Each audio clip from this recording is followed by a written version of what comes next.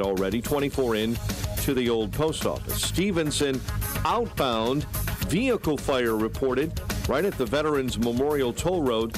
Jane Addams, an accident blocking two right lanes westbound now just after Beverly, and an overturned vehicle in Rosemont. Higgins and Des Plaines River Road, and an accident in Oak Forest, 159 and Ridgeland. Chicago's Morning Answer with Dan and Amy starts next. AM 560 Weather Center forecast with Steve Williams. Sunshine, terrific day. High today 83, partly cloudy. Thunderstorm in spots tonight toward dawn, low 65. A thunderstorm in spots early tomorrow morning. Then variable cloudiness and breezy. The high tomorrow at 81. I'm Steve Williams on AM 560, The Answer. 61 at O'Hare, 70 Lakefront, 62 Midway, fog and 52 in Aurora. Your next news update, 5:30. Chicago's Morning Answer continues next on AM 560, The Answer. Do you really want to take shots the rest of your life just to lose weight? NJ Diet's typical results are twice as fast as weight loss injections without any of the side effects. Plus, you learn proper portion control and develop healthy eating habits for the rest of your life. By the end of NJ Diet's 40-day program, you will lose 20 to 40 plus pounds, contractually guaranteed. You will lose the weight and keep it off the natural way. NJ Diet uses your hair, saliva, and blood work, along with scans, to personalize natural solutions and supplements that get your body into the fat-burning zone. Then, NJ Diet uses your DNA info to help you keep the weight off. Locations locally in Skokie and Oak Brook, or available with live online video consultations. Don't take shots the rest of your life. Lose weight quickly the natural way with NJ Diet. Call 855-5-NJ-DIET or schedule your consult today at njdiet.com. That's njdiet.com. A few days ago, I was fortunate to attend Family Day on the USS Bush, which had just returned from my 9-month deployment. My son's squadron had deployed with the Bush, one of many fleets, divisions, and groups sent around the world to project American power and defend American interests. While there are many positions surrounding the use of American forces, what is indisputable is that our military strength is the result of our innovators, skilled labor, manufacturers, and of course, our American fighting men and women. Walking that ship, it is hard to imagine how it all came together. A floating city of over 5,000 with all the infrastructure of a portable airport, weapon systems, power generation, communications, maintenance, an aircraft hangar, barracks, food, laundry, and even a barber shop, working 24/7 every day of the year. You want to be impressed with America? Take a tour if you get the chance. I'm Jeannie Ives. Good public policy begins by being informed. Sign up for our newsletter at breakthrough-ideas.com. Sean Thompson here for my friend Tom Fortino of Alpha Wealth Group. There aren't many people who would knowingly leave their job to start another job for a 30% cut in pay. And yet, people do it every day when they enter retirement. Why enter the exciting new chapter of your life with less money? Why trade the stress of work for more stress in retirement? Tom Fortino of Alpha Wealth Group can help. Just call Tom at 630-934-1855 for your complimentary, customized retirement. It addresses many of the big questions you may have, like what to do about Social Security, managing your investments, and how to create income you can never outlive. You can downsize your house, but don't downsize your lifestyle. Get a complimentary, customized retirement plan at 630-934-1855 or visit alphawealthgroup.com. That's alphawealthgroup.com. Advisory services through Retirement Wealth Advisors, LLC, RWA, an SEC registered investment advisor. RWA and Alpha Wealth Group are independent of each other. Insurance and annuities offered through Alpha Wealth Group, licensed in Illinois. Cable news. Noisy, out of touch, on repeat. Tired of all the lookalikes? So are we. Salem News Channel is here to change the game. Streaming 24/7, free on your TV with the greatest collection of conservative voices. Home to Dinesh D'Souza, Andrew Wilkow, Brandon Tatum, and more. Like you, we say what's wrong and what's right. Unfiltered and unapologetic. Salem News Channel.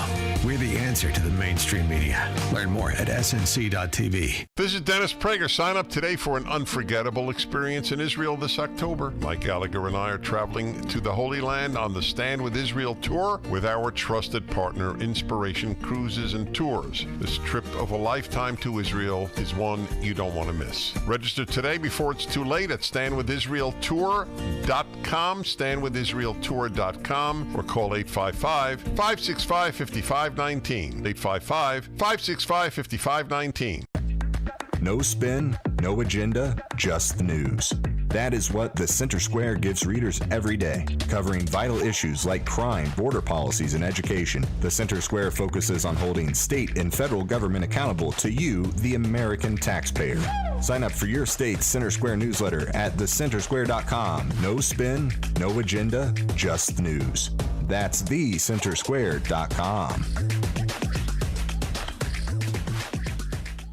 Guys, if you've noticed a lack of energy, motivation, and drive, it could be due to low testosterone. Schedule your health assessment with my friends at Low T Center. They now offer the convenience of monitored self-inject at-home testosterone treatments for $155 a month cash pay or covered by most health insurance. If you don't live near Low T Center or you just need the convenience of at-home treatment, Low T Center makes it easy, shipping your treatments directly to you with the peace of mind of monitored treatment. Go to lowtcenter.com now to book online.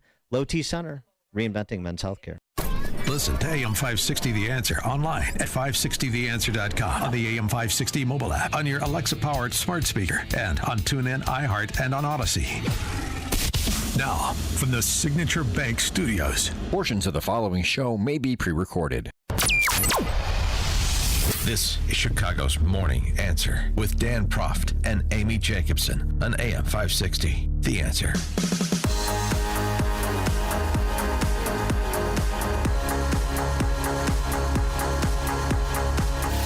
Top of the morning, Dan and Amy. So let's hear what happened in Vegas. I want to hear the story. Oh, young Justin growing up so quickly before our eyes, isn't he? So the rumor is that Justin got kicked out of some water park or something in Las Vegas. What during his bachelor party? He was running on the deck and he got kicked out. No, it was that's Justin. why they have signs. And he was gone. By the way, you're gone way too long. Bachelor parties should not last 5 days. Okay. Yeah. And then I come back to this. A new audio system. It's New great. audio system. It's wonderful. So what happened? So, anyways, we went to the Topgolf pool in Las Vegas, and there are 2 sets of pools. There's one for the upstairs people and one for the downstairs people. If you're there for free, you're only supposed to stay in the downstairs one. The upstairs one has the windows where you can look out while you're swimming. Beautiful. The prostitutes. Yeah. Exactly. Yeah. All girls. I asked the lifeguard if I could go up there since it's my bachelor party and just take a picture with my buddy waving to everybody down there. Mm-hmm. Well, the security guard upstairs didn't like that.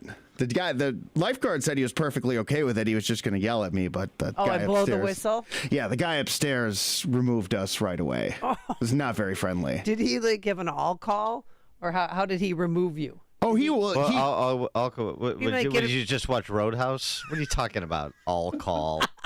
Yeah. No, like you've ever been in that. I remember when you used to run security at Medusa's. Hey, my kids worked for Monterey Security for a while. Okay. All right. Anyway, go ahead. But did he grab you out of the pool, or did he didn't grab us, but he was very aggressive in his, what are you doing here? Who told you could do this? Why are you here? Why are you doing this? Get out of here. They didn't take our name or anything. They just dragged us out of there. So was there any roughhousing? Was there anybody end up in a trunk or naked? No. No, nothing wild. I did get a tattoo though. The engineer came in here and was like, "You made it back without a tattoo." I'm like, "Not quite." Wait a minute.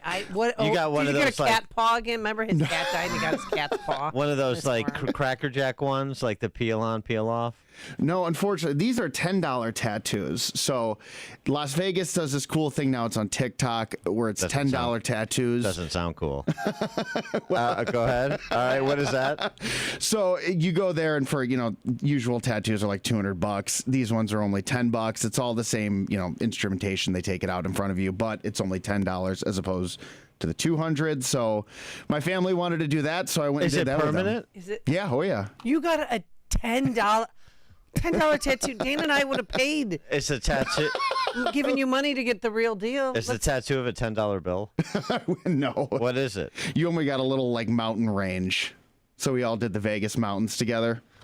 I think I might have to take the day off. This is too much. Wait, where is your new tattoo? That's $10. It's on my arm over here. You'll have to come and see it in the break. Is it near the cat paw? The cat paw? It's right by the cat paw. Oh my God. Justin is who Oliver Anthony is singing about. You know. Yeah, go ahead. You have a few bars. All right. So the whole it's just your dad was a chaperone, right? Well, my dad was there. My stepdad was there. My best friend was there, and then my father-in-law, soon-to-be father-in-law. Wow. Oh, really? When did families start getting invited to bachelor? Oh, I don't know. That's interesting. parties? He obviously has a good relationship with the father-in-law. That's probably a good Did they thing. buy, or did you have to? Oh no, they covered. Oh. They made See, it it's sponsors. They made it enjoyable. I can't believe you got a $10 tattoo. Is it? Did you get that on the strip, like a kiosk? No, this is off the strip, so it's a little less sketchy, a little more in the. It sounds sketchy to me. Yeah. Okay. And then, so tell it what else. What else did what you else do? did you? Did you go to a strip club? No, we stayed away from those. Yes, All right. I told you to. Yeah. Too expensive. Yeah. Got to save money for tattoos. What about? I mean, did you gamble at all? Yeah, we did. We played roulette and craps. Yeah, and any winners? No winners, just losers. There were some lucky chip throws, but nothing that amounted to anything. So there's no like the wedding is not in jeopardy in any way. Nothing happened that would jeopardize the wedding. Absolutely not. All right. I did get my Just official asking. invitation in the mail. Did you get one of these? I love her name. I'm not. Can I say my her name on mailbox the air? is like What? 1,200 miles south of here, so I'll have Yes, to check. he did get one though. Yeah. But I love her name, Bethany Michelle Winter. Isn't that a good name? She's not. She's gonna keep her name, right? She's not gonna take your name. She's absolutely taking my name. Why would you go from Bethany Michelle Winter to Bethany Kosick? Or is that rude? Am I rude? Too soon?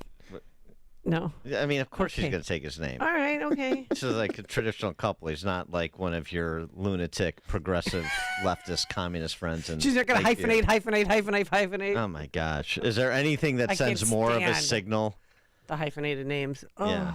it's too much. When you were.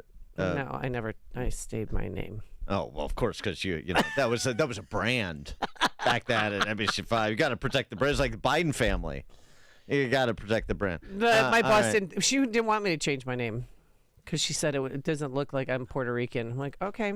So it was a decision between you and your boss, and your husband had nothing to do with it. No, Gosh, I no. wonder why that didn't work out. It's odd. Jeez, I couldn't see that coming. All right. Any other highlights? Did you see Any a show? tigers? Did you see any celebrities? Did you run into Mike Tyson? No, a lot of crazy Zach people. Galifianakis. Anybody? A lot of crazy people on Fremont Street. It's like Biff Tannen's Nightmare World came to life. Yeah, Fremont Street. I haven't been there in a long time, but it's Is it bad, guys? it's a throwback to a different era. Now I'm Googling Fremont Street. You've What do never you been do to- on Fremont Street? It's just the old Vegas. Oh, It's the old yeah. sort of like where the Golden Nugget is. What about the Flamingo? Is that on No, Fremont that's on Street? the Strip. That's right across from Caesars. Have you never been to Vegas? I have been to Vegas. It doesn't sound like you. No, I have been to Vegas. I stayed at the Flamingo. I stayed at the Wynn. And the Bellagio. I love the Bellagio. Is that on NBC5's dime or? Yes, it was. Oh, what? I went there for some case. A principal. Bachelorette party? No, a principal took a 16-year-old girl to Vegas. It was a principal in Northwest Indiana, and he was fighting his extradition. So what was supposed to be a one-day thing turned into a 5-day thing. So we kept bumping up the hotels because they were paying for it and buying clothes because we had no clothes. And then you were caught in your bikini with the principal at the Flamingo pool. Stop it. Is that too soon? Too soon, and it was Is a it too soon? two-piece. Oh. Thank you. Oh, all right. Just checking. All right, no, that's it. That's it. Nothing else. No. Where are the pictures? Nothing at the pool. Did you get a cabana at the pool? And No, that's why we got kicked out. We weren't a cabana. We weren't of the cabana people, so we had to stay away from So them. you made the show look bad, basically, by Yeah, getting kicked right. out of Top Golf Yeah. in Vegas. yeah, that's pretty tame, all things considered. Well, All right. how much did it cost us to swim in the nice pool? I'm not even sure, but I just wanted to go in and take a picture. That was it, one picture. Yeah. Totally harmless. And then you're frolicking in the water. Yeah, You know how that goes. It's a hard lesson you learned this weekend. Money's what makes the world go round. Yeah. Dustin, you want a picture? You pay for it. You pay for everything in Vegas unless you gamble away your life savings, and then everything's free. Yeah, that's how it works. All right. Are you going to the wedding, by the way? Are you going to fill this out? Do you want the chicken platter? Or do you want the beef? Yeah, I'll make my own decisions privately if you don't mind. All right, Justin's crazy Vegas bachelor party. No, it's good. It's good that it's not like absurd. Right. Although you know my position on tattoos. You can't defile yourself quick enough. That's basically what it says. How many tattoos do you have now? Boy. Three, 4. He doesn't even know. Yes. He's defiled himself so many times. It's too early. Yeah, that's, but what was the name of your cat that died that you put the paw tattoo on? That was Neutron. Neutron. he's gonna start. I mean, this is like tattoo is a gateway to like nose rings and those ear plates. Oh yeah. You know, I mean, I'm just gonna get the like tongue thing, horns in your forehead, stuff like that. You're never gonna get a neck or face tattoo, right? No, I just wait. Because eventually, I'm telling you, this stuff is going to creep up your arm, and then you're going to get one. Like people now are doing it under their ears, so they could cover it up with their hair. It's going to happen. So these skateboarders are like NBA players. So like when they have their first kid, I'm telling you, it's going to be the name on the neck. I'll bet you dollars to donuts right now. Yep. And then his dad will get a matching one. With the grandkids. Yeah, the whole family. On. Obviously, this is a family event, getting a tattoo. All right, very good. Thank you for the update and opening yourself up to ridicule. We just appreciate that. Coming up on Chicago's Morning Answer at 5:38. Where should Republicans go from the Trump indictment? What should they do? What's the response? 5:38. But now let's head into the newsroom. Mike, did you go to your son's bachelor party? No. No, heavens no. Why would I do that? I don't know. No. Oh, I was forever banned from doing anything like that very early on. How many tattoos do you have? I have 0. Yeah. Okay, That's the right number. Yeah. And I don't think there was a single tattoo among that party either. Yeah. But we'll see. We're going down Labor Day. We'll check.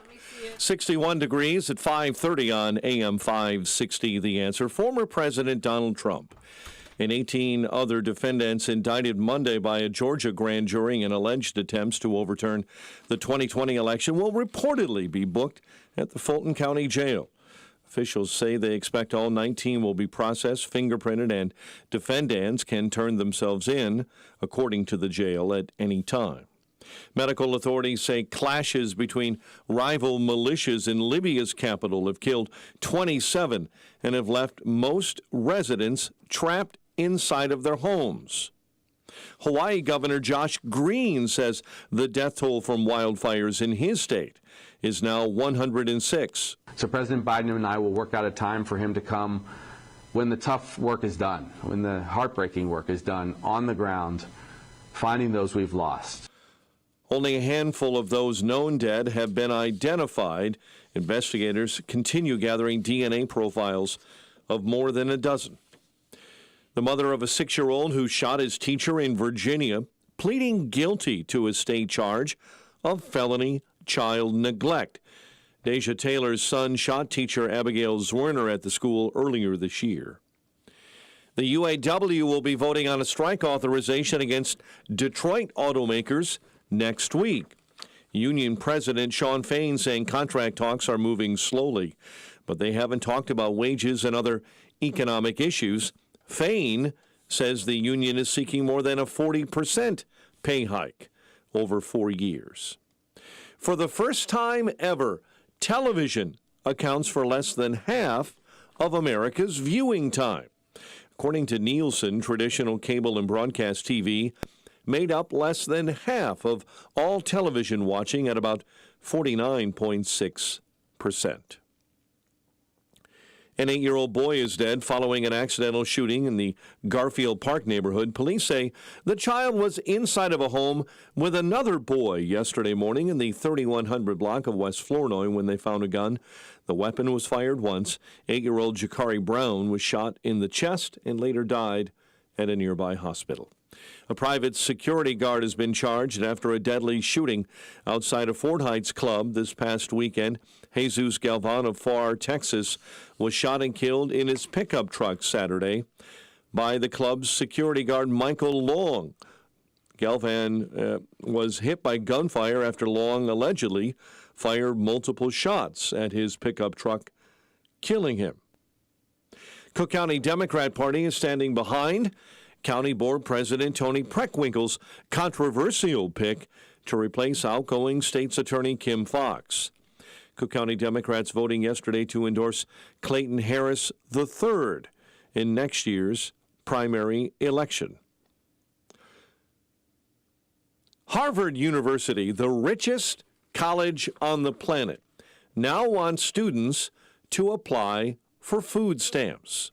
In a school flyer, university reminded grad students that they can apply for food stamps, leading many on campus to wonder why, considering Harvard's endowment is over $50 billion with a B dollars. Sox edged the Cubs 5-3 in the series opener from Wrigley Field.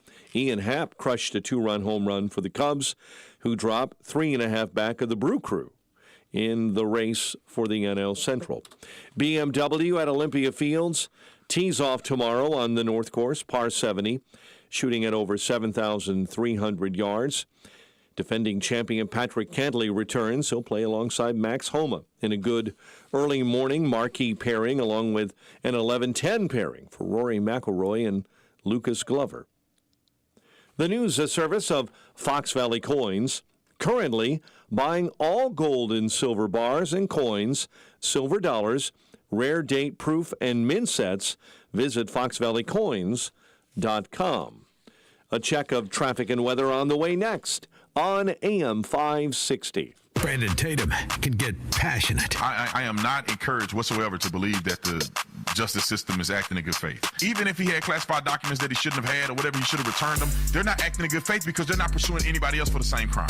I'm about to lose my mind. I'm about to lose my mind today.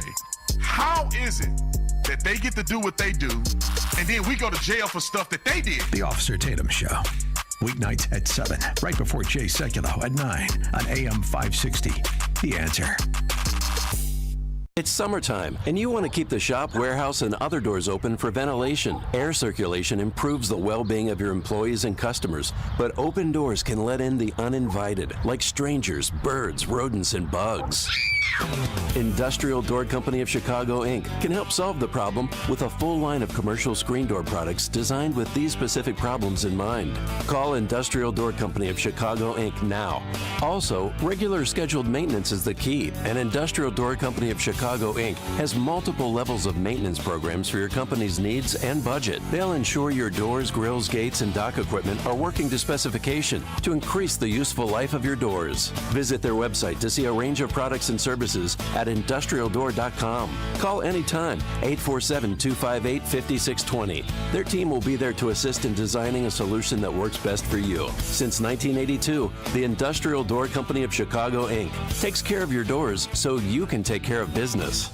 When you're serious about your concealed carry training and education and are ready to learn from an active police officer with a teaching degree, check out Illinois Concealed Carry Training in Midlothian. You'll learn safe, responsible firearm use, home defense planning, conflict avoidance, situational awareness, and how to remain physically, morally, and financially safe in the event you must use your firearm in self-defense or the defense of another. Weekday and weekend classes available. I'm Sergeant Gary Carr, police firearms trainer and the owner of Illinois Concealed Carry Training. We'll arm you with what really counts. Knowledge and training. All concealed carry curriculums are not created equal. This may be the single most important decision you'll ever make for yourself and your loved ones. Choose between 3 and 16-hour classes that are available both weekdays and weekends.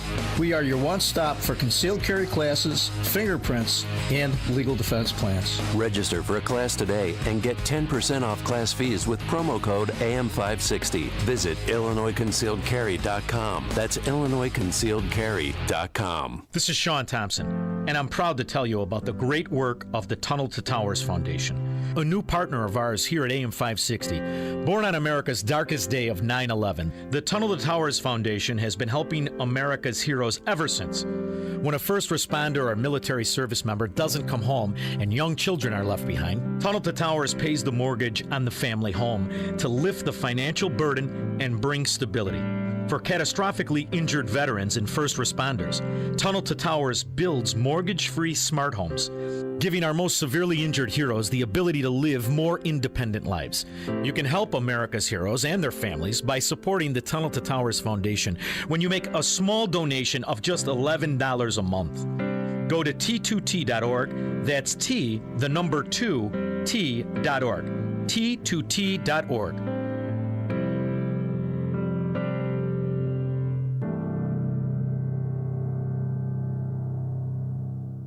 If you need to hire, you need Indeed. Their end-to-end hiring system helps you attract, interview, and hire candidates all in the same place. Visit Indeed.com/credit.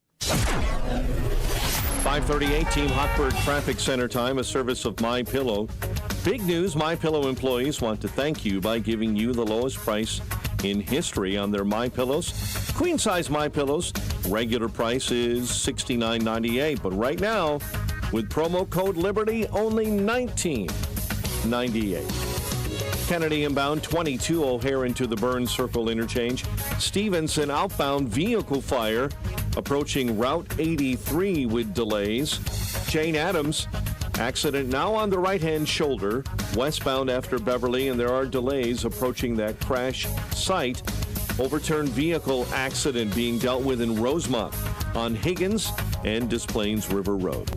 Chicago's Morning Answer with Dan and Amy continues next. AM 560 Weather Center forecast. A pleasant day ahead, plenty of sunshine, a high of 83. Currently 61. Next news at 6. Chicago's Morning Answer continues next on AM 560 The Answer.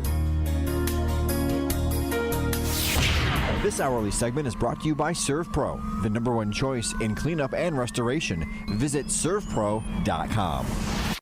Listen to AM 560 The Answer online at 560theanswer.com, on the AM 560 mobile app, on your Alexa-powered smart speaker, and on TuneIn, iHeart, and on Odyssey. Now, from the Signature Bank Studios, this is Chicago's Morning Answer with Dan Proft and Amy Jacobson. Only the biggest stories, only the biggest guests, and only the biggest opinions. This is AM 560, The Answer. Top of the morning, Dan and Amy. Fallout from Indictment 4.0, from the indictment of Trump and 18 others in Fulton County, announced Monday night by Fani Willis, the Fulton County State's Attorney. We were sort of, since it happened so late on Monday night, we were sort of part of the first wave of response to that. And I'm glad that Jay Turley and I are on the same page. Professor Turley. Oh, that's right, Professor Turley. Because I had the first reaction to this before Turley was on Fox. Before he morning. Stole your thunder. And but I mean, what is your assessment of what was contained in that 98-page document? The 161 accounts, or acts 161 of racketeering. Yeah, acts of conspiratorial acts to support the racketeering charges and so forth. And this is what Turley had to say when given the chance. It's excessive, and I think it's also dangerous. It essentially criminalizes challenges to elections. There's no sort of limiting principle in this document. You know, they are charging things like the president saying publicly we need to have a recount. Yeah. You know, Democrats and Republicans challenge these elections routinely. I've covered elections for various networks, I don't know how many now, but we often, if not always, have these challenges. Some are more supported than others, but they're not crimes. They're seeking judicial review, and that assures the public that there's someone watching over these elections. What's concerning particularly about this is that Willis Phyllis didn't really show any semblance of restraint. She indicted everyone for everything she could think of. It is sort of the Jackson Pollock school of prosecution. She threw it all against the canvas. And I think she is hoping that some of these other co-defendants will flip. He used Jackson Pollock. I used Gary Oldman from The Professional. Yeah, right. Indict everybody and let the jury sort it out, essentially was the approach. But the key here is, and this is in direct response to what you're probably hearing from people defending this indictment, people that are just, have blind hatred of Trump or blind allegiance to the left. And so they're just going to defend everything that's done in furtherance of getting Trump, regardless of how asinine it is, regardless of how unconstitutional it is, regardless of how flimsy the case is. They're just going to do that. And one of the things you're hearing people say is, well, Dan, you can't have a conspiracy if you don't communicate. What they're charged. So he attempted. It wasn't that he had these opinions. He attempted to affect behavior in advance of his false opinions. That's the defense for this case that I've heard over and over again. But when he was talking to Georgia's Secretary of State, I thought he was inquiring about the election. It wasn't a conspiracy. It was just a conversation. So, and 12 of those 161 acts of racketeering were Trump's tweets. They actually took Trump's tweets. He has a right to free speech. I mean, doesn't he? The First Amendment rights protected even if he's president? So here's the question to those people making that argument. Yes, to defend this obscene indictment, the most ridiculous one to date. And I say to date because, who knows if we're actually done or not. What's the inducement? What was the threat? This is more or less, but all done in public view. So what did he do, or his representatives and associates do, when communicating with officials to induce or threaten them to do something that was illegal? 312-642-5600, turnkey.pro answer line. You could reach us all morning long on our text line, 64636. Type in DA, then a quick comment. This is a really simple proposition, and I think it maybe cuts through all of this nonsense that you're hearing from these knee-jerk Trump haters. If there's no inducement or threat in advance of subverting some law, then what we call that in a free society is either a request of an elected official or an administrative official, a complaint to an elected official or an administrative official, or an argument made in public about the conduct of elected or administrative officials. That is not a crime. It is a request. It is a complaint. It is an argument. Not a crime. Not a conspiracy. And don't you remember when Hillary Clinton and Stacey Abrams, remember they both told the world that their elections were stolen and rigged? Well, here was Why aren't they indicted? Here's a Stacey Abrams montage post the 2018 election, and this prompts the follow-up question, which is, what would you want Republicans to do in response to this indictment, and really all of them, in response to what the socialists have done to the rule of law in this country, as illustrated by the ends justify the means approach to getting Trump? Remember here something to consider. There are a handful of states that have state-level RICO statutes: Pennsylvania, Hawaii, Arizona, Florida, Rhode Island, Georgia, as we know, and Indiana. So, for example, would you have the Republicans in Indiana be looking at everything Frank Mervan, just using as an example, congressman there, Northwest Indiana, everything that he said, looking for a way to indict him? Is that what we should do? Florida, Arizona, Republican areas in Pennsylvania, should this be a hunt for opportunities to prosecute Democrats Democrat office holders or former office holders in the same way that Trump is being prosecuted? That's the question. Here's some of the highlights of Stacey Abrams in Georgia for years after the 2018 election. And by the way, I think the statute of limitations for Georgia's racketeering law is 5 years. And so the election was 2018, but she was making statements like you're about to hear well after that. So she's still within the statute of limitations. And let me give you another example, another question, same sort of same nature, different example. Chris Carr is the Attorney General of the state of Georgia. He's a Republican. Should Chris Carr pursue charges against Stacey Abrams under the same RICO statute that Fani Willis, however you pronounce her name, is pursuing against Trump and associates? 312-642-5600, turnkey.pro. Answer line. Here's, I can't wait to hear it, some Abrams highlights. I do have one very affirmative statement to make. We won.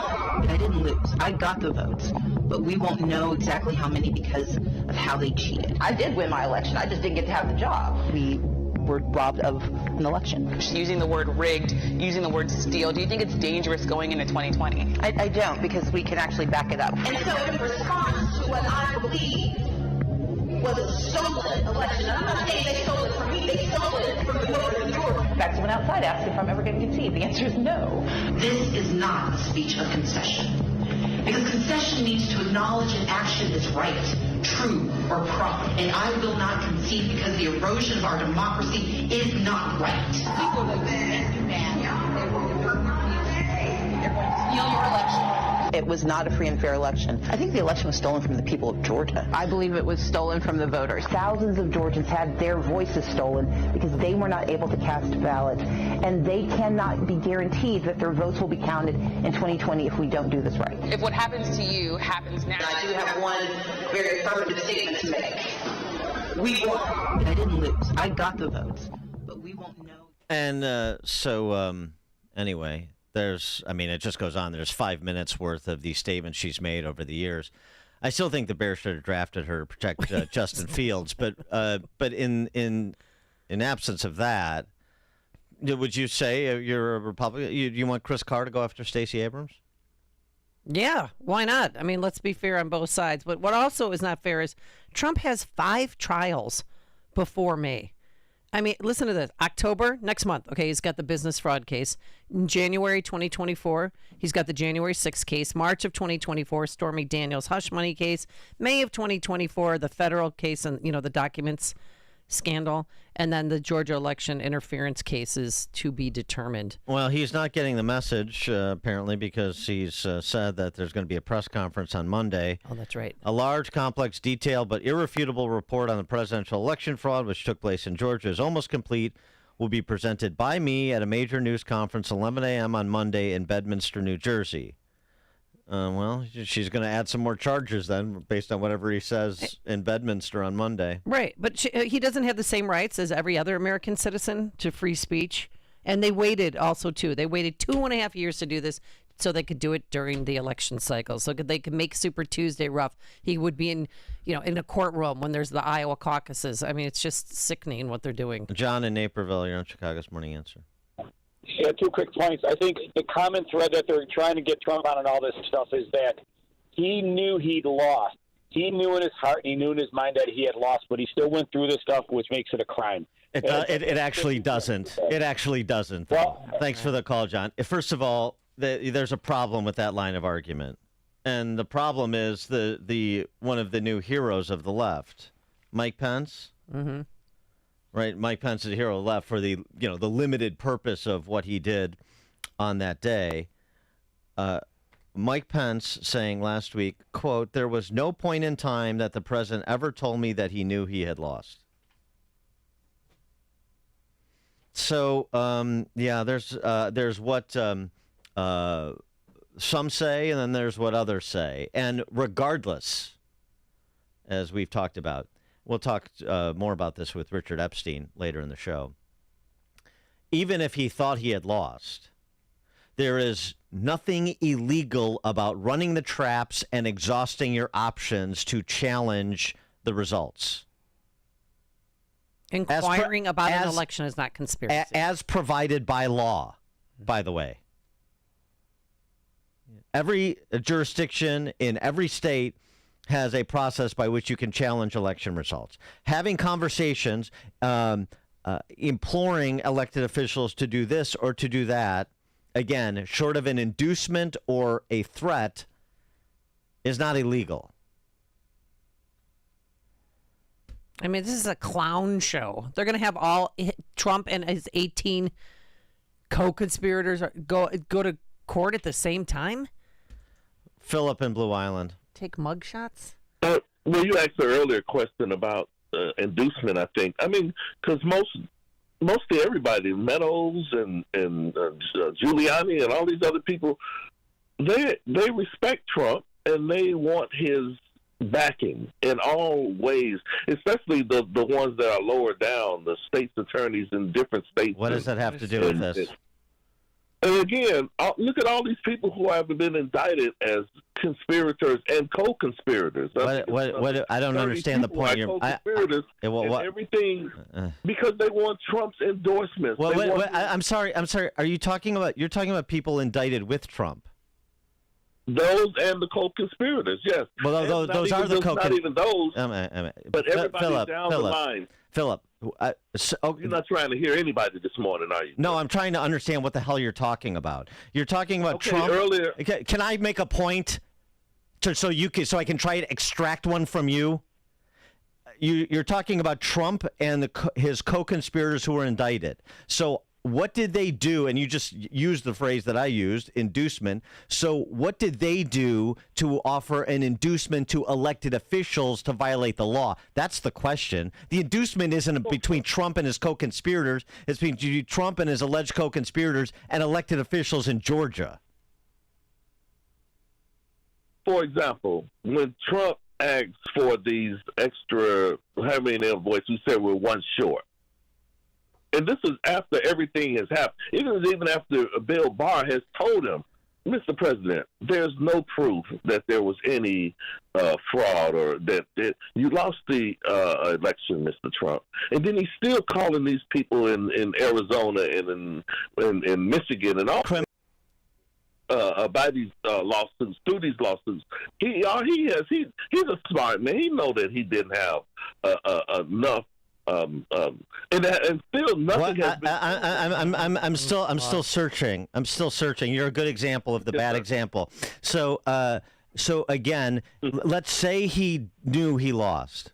What is illegal about asking an elected official to look at this batch of ballots or alleging to an elected official that these machines were compromised? Would you look into that? I think you should look into that. I want you to look into that. What is illegal about that? Right. You have no idea. You have no idea. Exactly. You have no idea. Nobody does who's making these arguments. Because all they can say, because all they can see is, I don't like Trump, so I don't care about the standards of evidence. I don't care what the law says. He was wrong, and that's good enough for me. He doesn't belong here. He was wrong, so he should be put in prison. Well, if that's the kind of society you want to live in, Philip, boy, it's especially surprising from a black man who talks about the racist laws of the past and racist institutions of the past in this country and how blacks were treated unfairly before the law. They were not afforded equal protection before the law. And you're right about that. And now you're completely indifferent about it because it's somebody you don't like politically. And you don't think for 1 second that could boomerang back on somebody that you are allied with politically. Or somebody or some group that has previously been treated unfairly before the law. This is about the rule of law. And unfortunately, you have some percentage of half of this country who can't see their way to have a discussion about the rule of law absent Trump, the standards of evidence, the implications of prosecutions like this, the precedents that these indictments set. This is about a free society. That's a lot bigger issue than Donald Trump. But unfortunately, as I said, a big percentage of half the country can't see their way to be concerned about living in a free society. No, and especially people like Governor J.B. Pritzker, who's also an attorney. Remember, he went to law school. Now he's under 4 new indictments that essentially add up to treason. Trump is the biggest liar in American history. And here in Illinois, we have no tolerance for that kind of bull. Oh, he's so tough. Potty mouth. So stupid. Making Frank a in fool of Arlington himself. Heights. Hey, good morning. Yeah, this whole thing, this whole indictment here in Georgia just shows exactly why the courts needed to adjudicate this stuff back in 2020 and 2021. There has been no adjudication of any of this. They haven't reviewed anything. Those were all lies told by Barr and others to Trump and to others. And the Senate has just completely abdicated. The Senate and the House, that old Electoral Count Act that they passed, I think, in 1878, that allowed, challenges to the electoral counts, they've abdicated that. They now basically said that they just automatically will take whatever the states give them. Turley wrote a very good piece the other day about how when the judicial system fails, that, your society is going to fall apart. And that's what's been happening to our country the last several years. Our judicial system has not been protecting our rights and the rule of law. So that's where we're at. Thanks, Frank. Chuck and Delavan. When they indict Trump, they indict me. Our workers talk about it on the job site. They don't like it.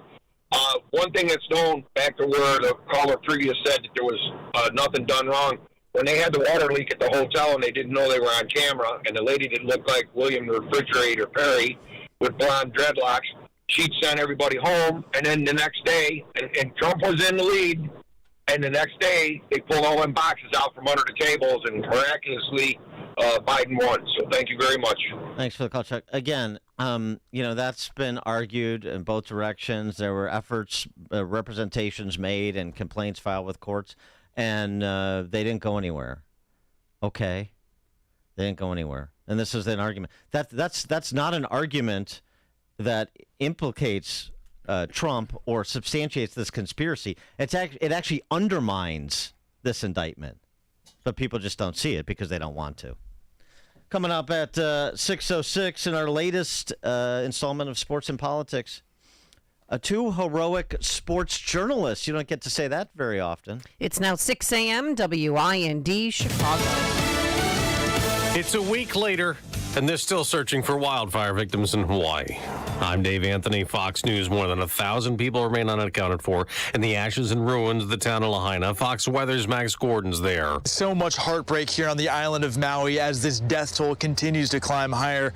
A mobile morgue has been brought in, and of the 106 confirmed dead, only 5 have been identified at this hour. Officials here say it is going to be a painstakingly slow process. Governor Josh Green says they're still working to find housing for the thousands left homeless, and he's warning scammers as speculators reach out to wildfire victims trying to buy their properties. You can be sure I will not be allowing anyone to build or rezone or do anything of that sort if they've taken advantage of anyone here. President Biden says he'll go to Hawaii, not sure yet when. But I want to go, make sure we got everything they need.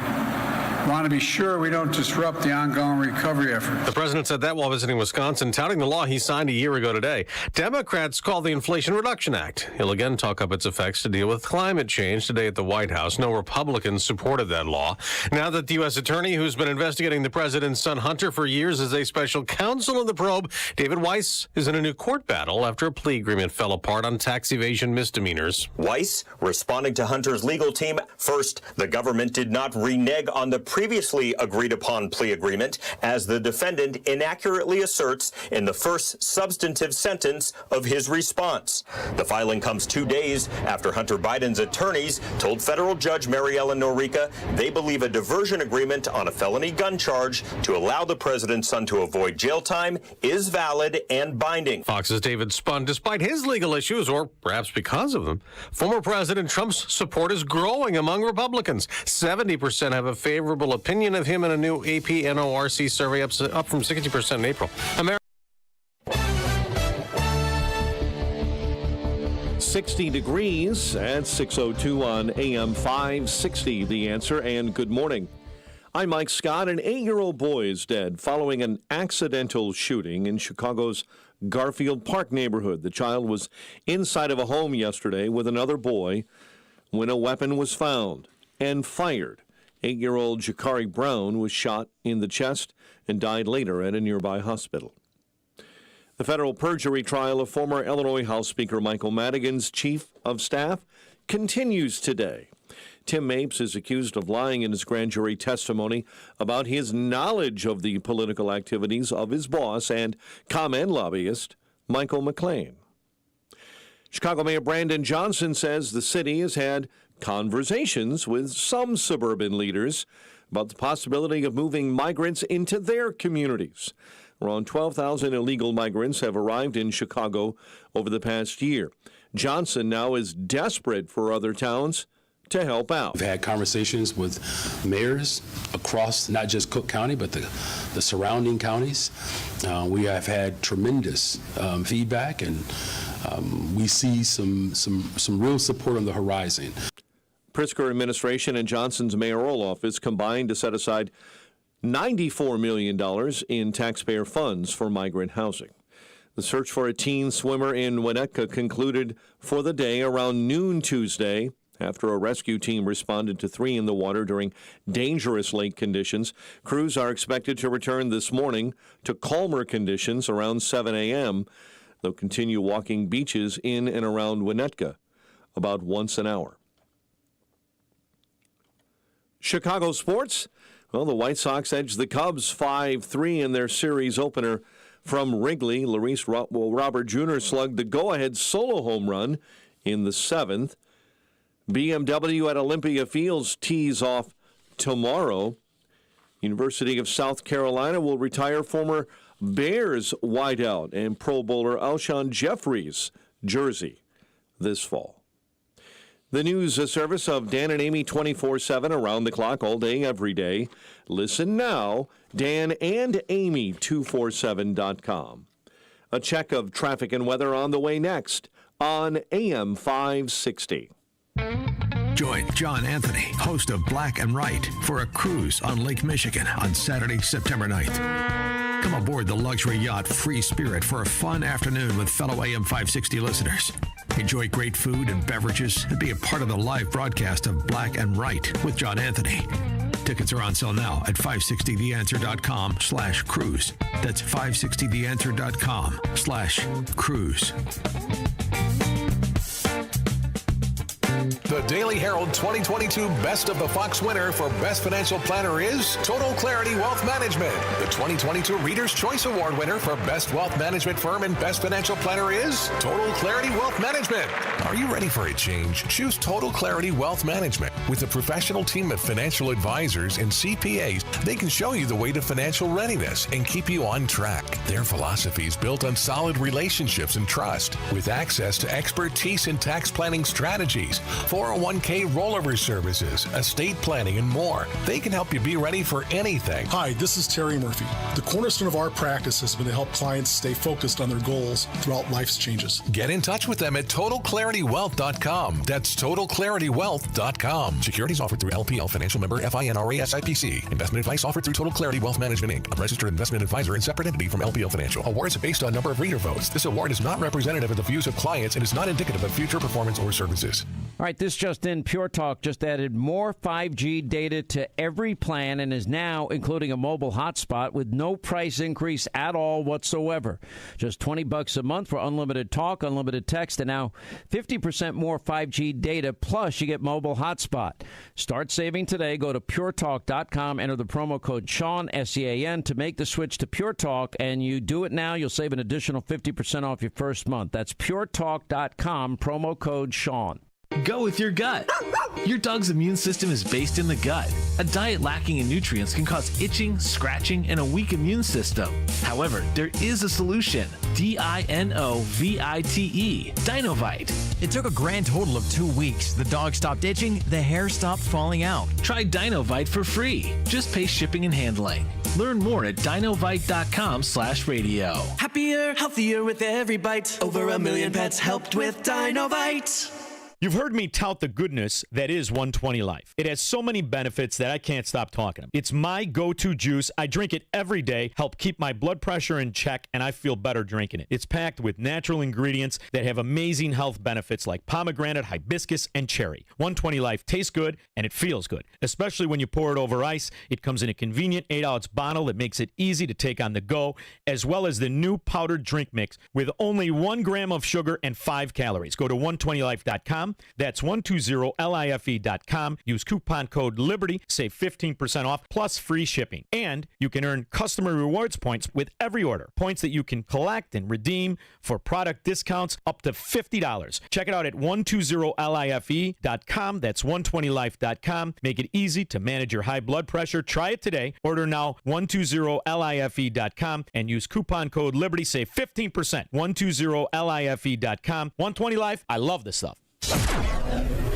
6:08 Team Hochberg Traffic Center time. Inbound Eden, 17 Lake Cook Road to the junction. 34 on the inbound Kennedy from O'Hare into the Burn Circle interchange. Brake lights now Costner to North Avenue. Stevenson setting up for morning heavies now. 30 minutes from 355 into DuSable Lakeshore Drive. 21 in from the Tri-State. Jane Addams still dealing with an accident, right shoulder. It's on the westbound side of I-90 just after Beverly Road. Woodridge report of an accident, International Parkway and Joliet Road. Chicago's Morning Answer with Dan and Amy continues next. AM 560 Weather Center forecast with Steve Williams.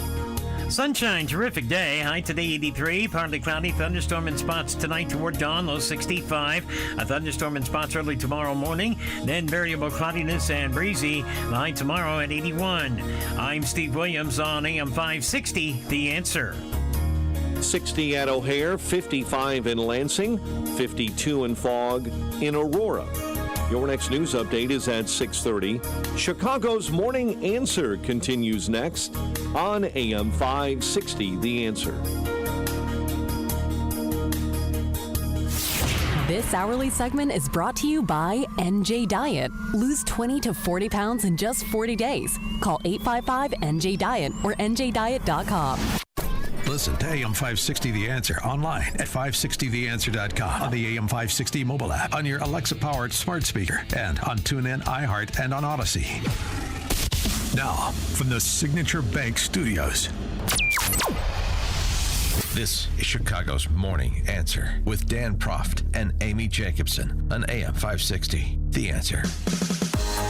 Sports and politics and sports and politics and sports and politics and intersection. Arrogance and ignorance. Arrogance, ignorance, and arrogance and ignorance. Intersection. We've got some profiles in courage to congratulate in the sports world. You don't get to say that very often these days. Sage Steele. I can't believe she's 50 years old. She's gorgeous.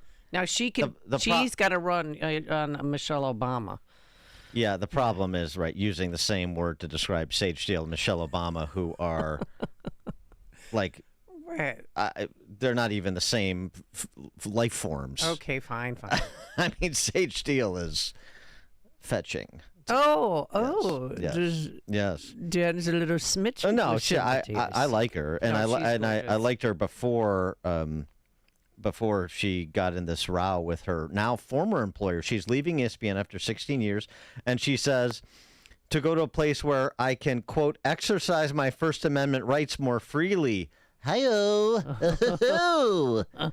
This is good. You'll remember Steele was none too happy with the vax mandate imposed by ESPN. I respect everyone's decision, I really do, but to mandate it is sick and it's scary to me in many ways. And she filed suit against her employer. Yeah. 312-642-5600, turnkey.pro, answer line 64636. Type in DA, then a quick comment. Yeah, she settled that suit. I would love to know the details of that. Front Office Sports reported ESPN offered Steele $500,000 to settle it, but her attorney rejected that. So I don't know what they ultimately agreed on. But anyway, She said, having successfully settled my case with ESPN, Disney, I've decided to leave so I can exercise my First Amendment rights more freely. Nice parting shot. I'm grateful to so many for a wonderful experience over the past 16 years. Excited for the next chapter. So anyway, I just, she stood up during COVID. I don't think this is right. This is, you do what you want, but don't impose it on me. And then you're going to punish me for expressing myself on this issue that affects everyone and transcends sports, even at the same time that ESPN suborns all sorts of commentary on things that are not sports related, that are political and culture and orientation. So anyway, good for Sage Steele. And happy trails. I hope to see her again somewhere soon. She should end up on Fox Sports. Yeah, maybe. I don't know. Maybe do her own thing. Maybe, she's got the profile, probably do her own thing. But she's lucky. Think of all those other people who were laid off or fired because they weren't vaccinated and they aren't going to get any settlements or any money. I still got to get. We still got to get an answer from House Republicans on supporting or opposing the amendment that would have reinstalled the pilots that were laid off for refusing the COVID. I still don't understand why that occurred, and we haven't really gotten a straight answer, and I haven't really heard a straight answer. Because didn't Ray LaHood vote for that? Ray LaHood. So did Burgess Ray LaHood's Owens. not in the Congress anymore. I mean, Darren LaHood. Yeah, And Burgess Owens from Utah, he voted for that too, which is strange. Yeah, we gotta get an answer on that. All right, well, another profile on Kurtz, and this is sort of a twofer, both the journalist as well as the subject of his interview, pro golfer Amy Olson. The journalist is a guy named Steve Eubanks, who was a senior writer for Global Golf Post. He had worked there for 12 years since the outlet's inception. And he quit his job on the spot over his editor's refusal to take the interview he did with pro golfer Amy Olson in the manner in which it was presented. Specifically, Amy Olson is a proud Christian, and his editor wanted to take all the abortion and Christian stuff out of the interview, and he wouldn't do it. So he quit. Amy Olson made headlines because she's 7 months pregnant, and she was 7 months pregnant when she played in the 2023 U.S. Women's Open at Pebble Beach. And here's some of the back and forth between Eubanks and Olson on being a pro golfer playing while you're pregnant, being a pro-life Christian pro golfer playing while you're pregnant. She was asked by Eubanks about the attention she's getting to compete while pregnant, and Olson said this: "I've been honored that people have picked up the story and been interested. I feel like everyone's been supportive. Nothing but goodwill has come toward me, and I've so appreciated that. I will say that the irony is not lost on me. 1 year ago, when Roe v. Wade was overturned, I was playing in a major championship outside D.C., and women from around the world and even on tour were outraged. Now, a year later, people are celebrating that I'm going to be playing a major championship with an unborn child that they recognize as a life." Oh. Yeah, the ironies do abound, don't they? Even on the Golf Channel, one of the hosts said that instead of 156, there will be 157 players in the field, recognizing that our child is a human being who will be out there with me. That irony is not lost on me. I celebrate that our general humanity and common sense knows why this is something special. Yeah, Amy Olson is pretty sharp. She also went on to comment on how she navigated the media last year after the Dobbs decision. She said this: "I had a number of private conversations, and I made a public statement, which was the first public statement I'd ever made on something that was quote-unquote political. Although I think it's so much more than political. It's really reductionist to call it a political issue." Did I just hear a professional athlete use the term reductionist? What the holy... You have just been introduced to the smartest professional athlete in the Western Hemisphere, Amy Olsen. It's really reductionist to call it a political issue. It is. And well said. And it was so cool because Sage Steele tweeted something at Amy Olsen saying, wait, so we can celebrate WNBA players and other women who compete while pregnant, but not this woman just because of her personal beliefs? Doesn't diversity of thought matter, or is it the only kind of diversity that fits certain narratives? Kudos to Amy Olsen. Maybe Sage Steele and Steve Eubanks should put together an outfit or an outlet. She goes on after stunning me, saying it's really reductionist called political. Like anything, you have to handle with compassion and truth. A lot of people had emotional reactions that really misunderstood to an extent what Dobbs did. I always tried to bring it back to what the court actually said. You did what? Yes, to an extent it was about life, but the court said, hey, we made the wrong decision in saying that the court should decide the issues of abortion, that this should be decided by elected officials who can be voted in and out of office. She's also the only professional athlete who understands the Dobbs decision. So the court passed it back to state legislators, people who are accountable to the people. She's also the only professional athlete who understands our system of government. Mm-hmm. Regardless of where you stand on the issue, things got terribly misrepresented, especially in the media, where they often do. But for me, it was certainly an interesting time. Oh, man. This is great. I love this interview. She talked also about being a Christian on tour. This is all the stuff the editors want cut. Right. Because it's interesting. And apparently they went ballistic when they read the first draft. It demonstrates her intelligence and their ignorance, so they got to hide the intelligence. She said, being a Christian on tour, being a Christian has always been political because Christianity is supposed to touch every aspect of your life. Memo to the big guy. I believe in comprehensive Christianity. It dictates how you treat people, how you think about the world, and the decisions that you make. There's nothing in my life that isn't affected by faith. To think that there is a realm out there not affected by my faith is something I can't even fathom. But over the last decade, it's become extremely difficult because a lot of things that Christianity stands for have become political battlegrounds. Christ hasn't changed. Christ hasn't changed his view on any of those things, but the culture has changed. So it's a lot less acceptable to be an open Christian and to believe what Christianity has stood for the last 2,000 years. And Eubanks followed up.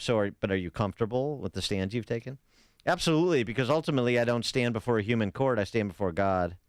That's why I do what I do and say what I say. Those around me will also have to stand before God. So if I ever say anything that is quote-unquote offensive, I don't do it to offend. I do it as a mission. Everyone stands before God in the end. I don't want to meet the moment unprepared. I think the most unloving thing you can do is remain silent while someone you love and care about is walking down a path that is ultimately going to hurt them. I mean, wow. I mean, what is that fresh air blowing in from the West Coast? Oh, it's Amy Olsen. Steve Eubanks, Amy Olsen, Sage Steele. How do you like those thought leaders in sports? It's a lot better than what you get on Sports Talk Radio, isn't it? It's like a hot, steaming cup of information to start your day. It's Chicago's Morning Answer on AM 560. The Answer.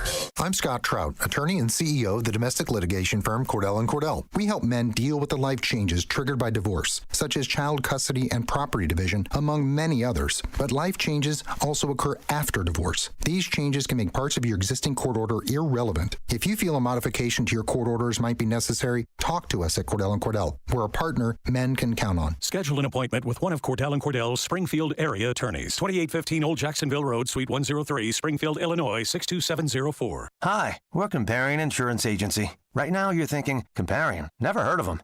We know. We also know that you have no idea that Comparion Insurance agents are local and provide expert advice. So to help it stick, we're going to say local agent 4 times in the next 15 seconds. Ready? Go.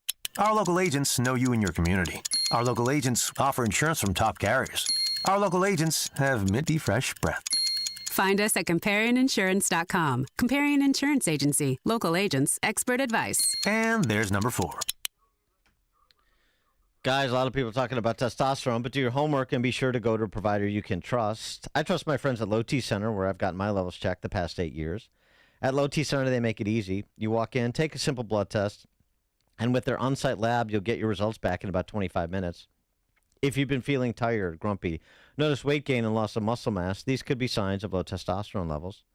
Low T Center is not your typical doctor's office where you have a long wait. It's concierge medicine exclusively for men. They have affordable and convenient options for treatment, including physician-monitored self-inject treatments that ship directly to you each month, so there's no need to drive to the center for weekly visits.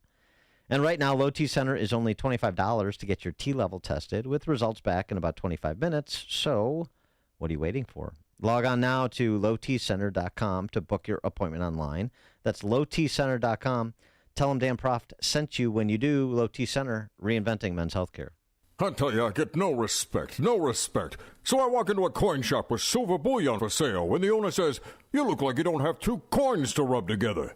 I say to him, "Bullion." He orders me to quit cussing, tosses me out the door, and I land cheeks down on my 10-pound bullion bars. Ouch! My rear end is still black and blue.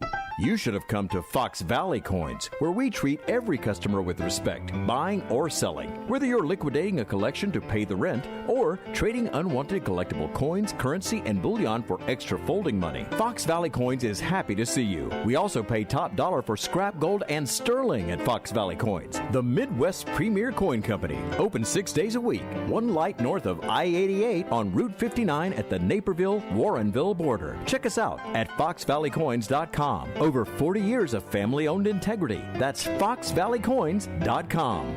I'd get my butt down there, but the doctor warned me to take it easy for a week. Oh. Wesley Financial Group is not a law firm. Everyone knows the old saying, nothing lasts forever. Well, whoever said that obviously never bought a timeshare. Not only do your maintenance fees and assessment fees go on forever, they go up forever.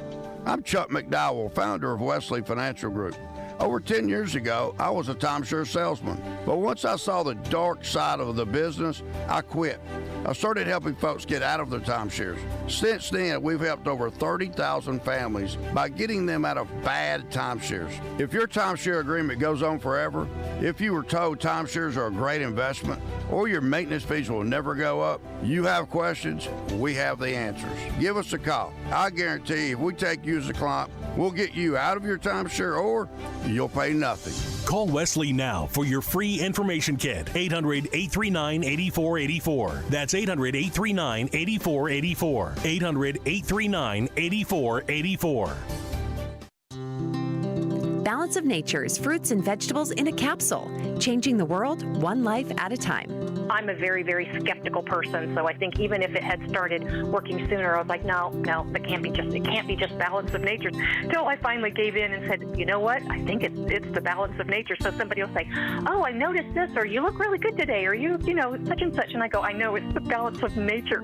I have fingernails that I've never had before. They're long and they're strong and they're wow. Start your journey to better health with Balance of Nature. Call 1-800-246-8751 or go to balanceofnature.com to get 35% off your first preferred order with free shipping and our money-back guarantee. That's 1-800-246-8751. Go to balanceofnature.com or call 1-800-246-8751 and get this special offer by using discount code CHICAGO. There are more than 50 million people enslaved in the world today. Most of them are women and children. They lock you in cellars or in rooms with no windows. 95% of girls that are born in the brothels remain trapped in the brothels for the rest of their lives. SOS International is working to make freedom possible for these women and kids. And with your help, today can be the day another victim comes into freedom. By the hundreds, we are saving those girls and bringing them to a secure place, a place that is a safe home for them to grow in. Just $150 makes freedom possible for a trafficking victim. It provides shelter, food, counseling, everything they need to start a new life. Make freedom possible now. Visit 560theanswer.com/SOS. Every day that goes by is another day of suffering and abuse. But you can change it now. You can make today the day of freedom and rescue. Learn how you can bring freedom now at 560theanswer.com/SOS. AM 560, The Answer. Dan and Amy, a postscript on sports and politics. Yes, sir. More good news of sorts. Not quite as inspired as Sage Steele or Steve Eubanks or Amy Olsen, but Eunice Davidson, the founder and president of the Native American Guardians Association, is calling for the Washington Commanders to go back to being the Redskins. Yes. Davidson, who is a full-blooded Dakota Sioux and an enrolled member of the Spirit Lake tribe from North Dakota, threatened to push for a boycott to apply pressure if needed. How about that? Finally, we're getting some pressure going in the direction of sanity. Yeah. Oh, wouldn't that be fun? After Why all did they this, change their name in the first place? What, was it one person who complained? You know, I mean, this is over 25 years of relentless pressure. A small group that was amplified by the media to put pressure. Everything is, you know, everything is racist culture. Blackhawks still are the Blackhawks. Yeah, I am. I've heard. So maybe if we get the Redskins back, yeah, then we could get Chief Wahoo and the Indians back, and we could start this climb back. We could get some college nicknames back and high school nicknames back and the whole thing. Wouldn't that be? Re-erect the totem pole at Niles West High School. Yeah. They took that down. I love that. When I was a kid, I thought that was the coolest thing. Can we drive by the high school to see the totem pole? And I gotta just one other. This is somewhat sports and politics, but just this bizarre case with Michael Orr. Oh. And who's really gotten blindsided here, Orr or the Toohey family that brought him into their family? He thought he was adopted. It was a conservatorship. Yeah, I don't know about that. I don't know what's going on here. But the families responded to the suit that he filed, saying he wasn't officially adopted and he wanted X number of dollars, all this money they allegedly made from the movie. And the Sean Toohey said, look, he was a booster at University of Mississippi. So back when Orr went, he said, I told him if you're planning to go to Ole Miss or even considering it, we think you have to be part of our family. This would do that legally, the conservatorship, because you can't adopt somebody that's over 18 years old. Right. Right. So exactly. We contacted lawyers. This is the dad saying it, Tim McGraw, for those of you. Okay, please. We contacted lawyers who told us that we couldn't adopt over the age of 18. The only thing we could do is have a conservatorship. We were so concerned it was on the up and up that we made sure the biological mother came to court with us. He also said, we didn't really make any money off the movie. Michael Lewis, the author of the book the movie was based on, gave us half his share. Everybody in the family got an equal share, including Michael. It was about $14,000 each. And now, I'm not really a Sandra Bullock fan. I don't think she's a very good actress. But I also, and she got the best actress. Yeah, she won the Oscar that year. So now you have these identitarian goons. She's friends with the Tooheys. Okay. Well, now you have these identitarian goons in the industry, like taking out after Sandra Bullock. Like she was somehow party to this conflict, or she was part of some conspiracy to hide money from Michael Orr or something. She was playing, please. I mean, it's ridiculous. But Michael Orr did say, and I heard an interview yesterday, it was file footage of him saying it was so hard because in the movie they said, I couldn't read or write. In second grade, I was doing plays. That's what he said. And he said, so when I would go into a locker room, they thought that I was dumb and I couldn't read playbooks. But that's not the Tooheys' fault. That's called Hollywood. That's called literary license, right? Yeah. Of course. But they should just, if he's worried, get a forensic accountant and find out who got what, and if you didn't get your share, get your share. Well, there's also this public embarrassment. There's also the suggestion from the family's attorney that he was like making threats previously, like if you don't give me $15 million, then I'm going to go public with these accusations and so forth. There's a little allegations of extortion. Yes, that's for sure. So I don't know how it all shakes out. It's unfortunate because it is a positive story, and he had a great career in the NFL, and it's otherwise a good story. And leave Sandra Bullock and Tim McGraw alone. They didn't have anything to do with whatever happened. Grow up, identitarian leftists. Coming up on Chicago's Morning Answer. We'll talk markets and Bidenomics with Jim Urio, host of the Futures Edge podcast, 636. What's up with these high gas prices? We're near $5 again. But now let's head into the newsroom. Here is Mike Scott. We're at 6:31 and 60 degrees this morning. The death toll in Hawaii from wildfires has risen to 106. The devastating wind-driven blaze that tore through the town of Lahaina on the island of Maui, already the deadliest wildfire in modern U.S. history. Donald Trump's Mar-a-Lago property manager is pleading not guilty to multiple charges related to the former president's alleged mishandling of classified documents. Carlos de Oliveira, Tuesday, through an attorney, requested a trial by jury, and the discovery phase should begin in the coming weeks. Former President Trump is continuing to sound off on his recent indictment in Georgia and how he feels he's being treated compared to the current commander-in-chief. And Emory law professor John Acevedo says what's standing out to him were the 18 co-defendants, along with Trump, also facing RICO charges. I think I just was a bit taken back with the and put so many resources into that sort of case because they are, by their very nature, of course, costly and quite complex to prosecute. Willis saying Fannie Willis, the DA, says Donald Trump has until noon Eastern next Friday to voluntarily surrender. Former high-ranking FBI counterintelligence official pleaded guilty Tuesday to conspiring to violate sanctions on Russia by going to work after he retired for an oligarch he once investigated. Appearing before a federal judge in New York City, Charles McGonigal, only 55 years old, said he was deeply remorseful for the work he did in 2021 for billionaire industrialist Oleg Deripaska. A private security guard has been charged after a deadly shooting outside a Ford Heights club over the weekend. Jesus Galvan was shot and killed in his pickup. Michael Long, the club's security guard, allegedly fired multiple shots at Galvan's truck as he drove away. The Cook County Democrat Party is standing behind Cook County Board President Tony Preckwinkle's controversial pick to replace outgoing State's Attorney Kim Foxx. Cook County Democrats yesterday voting to endorse Clayton Harris III in next year's primary election. And some Northwest Indiana gas stations will close overnight as a result of a major spike in crime. Hammond City Council passing an ordinance Monday night that shuts down local gas stations between the hours of midnight and 5 a.m. The new ordinance goes into effect on November 1.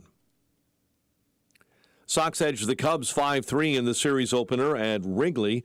Same two teams pair off again tonight. The Colts have settled on their starting quarterback. 4th overall pick Anthony Richardson will start in Week 1. And the Little League Baseball World Series begins today in Williamsport, Pennsylvania. The news service of MyPillow. Queen-size MyPillows, regular price $69.98. Now only $19.98 with promo code Liberty. That's promo code Liberty. A check of traffic and weather on the way next on AM 560. If you listen to the mainstream media and the Democrats, you'd think it was a sin to be black and conservative. Well, John Anthony blows up that perception every week on Black and Right. Join John this Saturday afternoon at 4 when he pushes back against the left and its regressive, progressive agenda that tries to dictate how people should think or feel about politics. Listen to Black and Right this Saturday afternoon at 4 right here on AM 560. The Answer. Balance of Nature, changing the world one life at a time. I think it's just a really good idea simply because I have such a busy schedule that I can't always take care of all of my nutritional needs in the proper ways. I really like it. It's quite nice. I would say that I have more energy. I'm sleeping really well. With my schedule, I don't get quite enough sleep sometimes. And when that happens, I still can manage to have a normal day the following day. So I'm pretty well pleased with it. Start your journey to better health with Balance of Nature. Call 1-800-246-8751 or go to balanceofnature.com to get 35% off your first preferred order with free shipping and our money-back guarantee. That's 1-800-246-8751. Go to balanceofnature.com or call 1-800-246-8751 and get this special offer by using discount code CHICAGO. Hey, everybody. Charlie Kirk here. Are you worried about investing in the stock market, especially with Joe Biden in office? Do you really trust the economy? What if you could invest in a secure, collateralized portfolio with a high fixed rate of return that's not correlated to the stock market or the Fed? A portfolio where you'll know what each monthly statement will look like with no surprises. Your interest is compounded daily. You're repaid monthly, and there are no fees. You can turn your income on or off, compound it, whatever you choose. And get this, there's absolutely no loss of principal if you ever need your money back. Just go to investrefy.com. That's invest, the letter Y, then refy.com, or call 888-YREFI, 888-YREFY24. You can earn a fixed rate of return or up to 10.25%. Just call 888-YREFY24 or go to investrefy.com and tell them Charlie Kirk sent you. Angie makes it easier than ever to connect with skilled pros to get your home projects done well, from repair to remodel. Get started on the app or go to Angie.com. That's ANGI.com. 638, Team Hochberg Traffic Center time, a service of Blindster.com.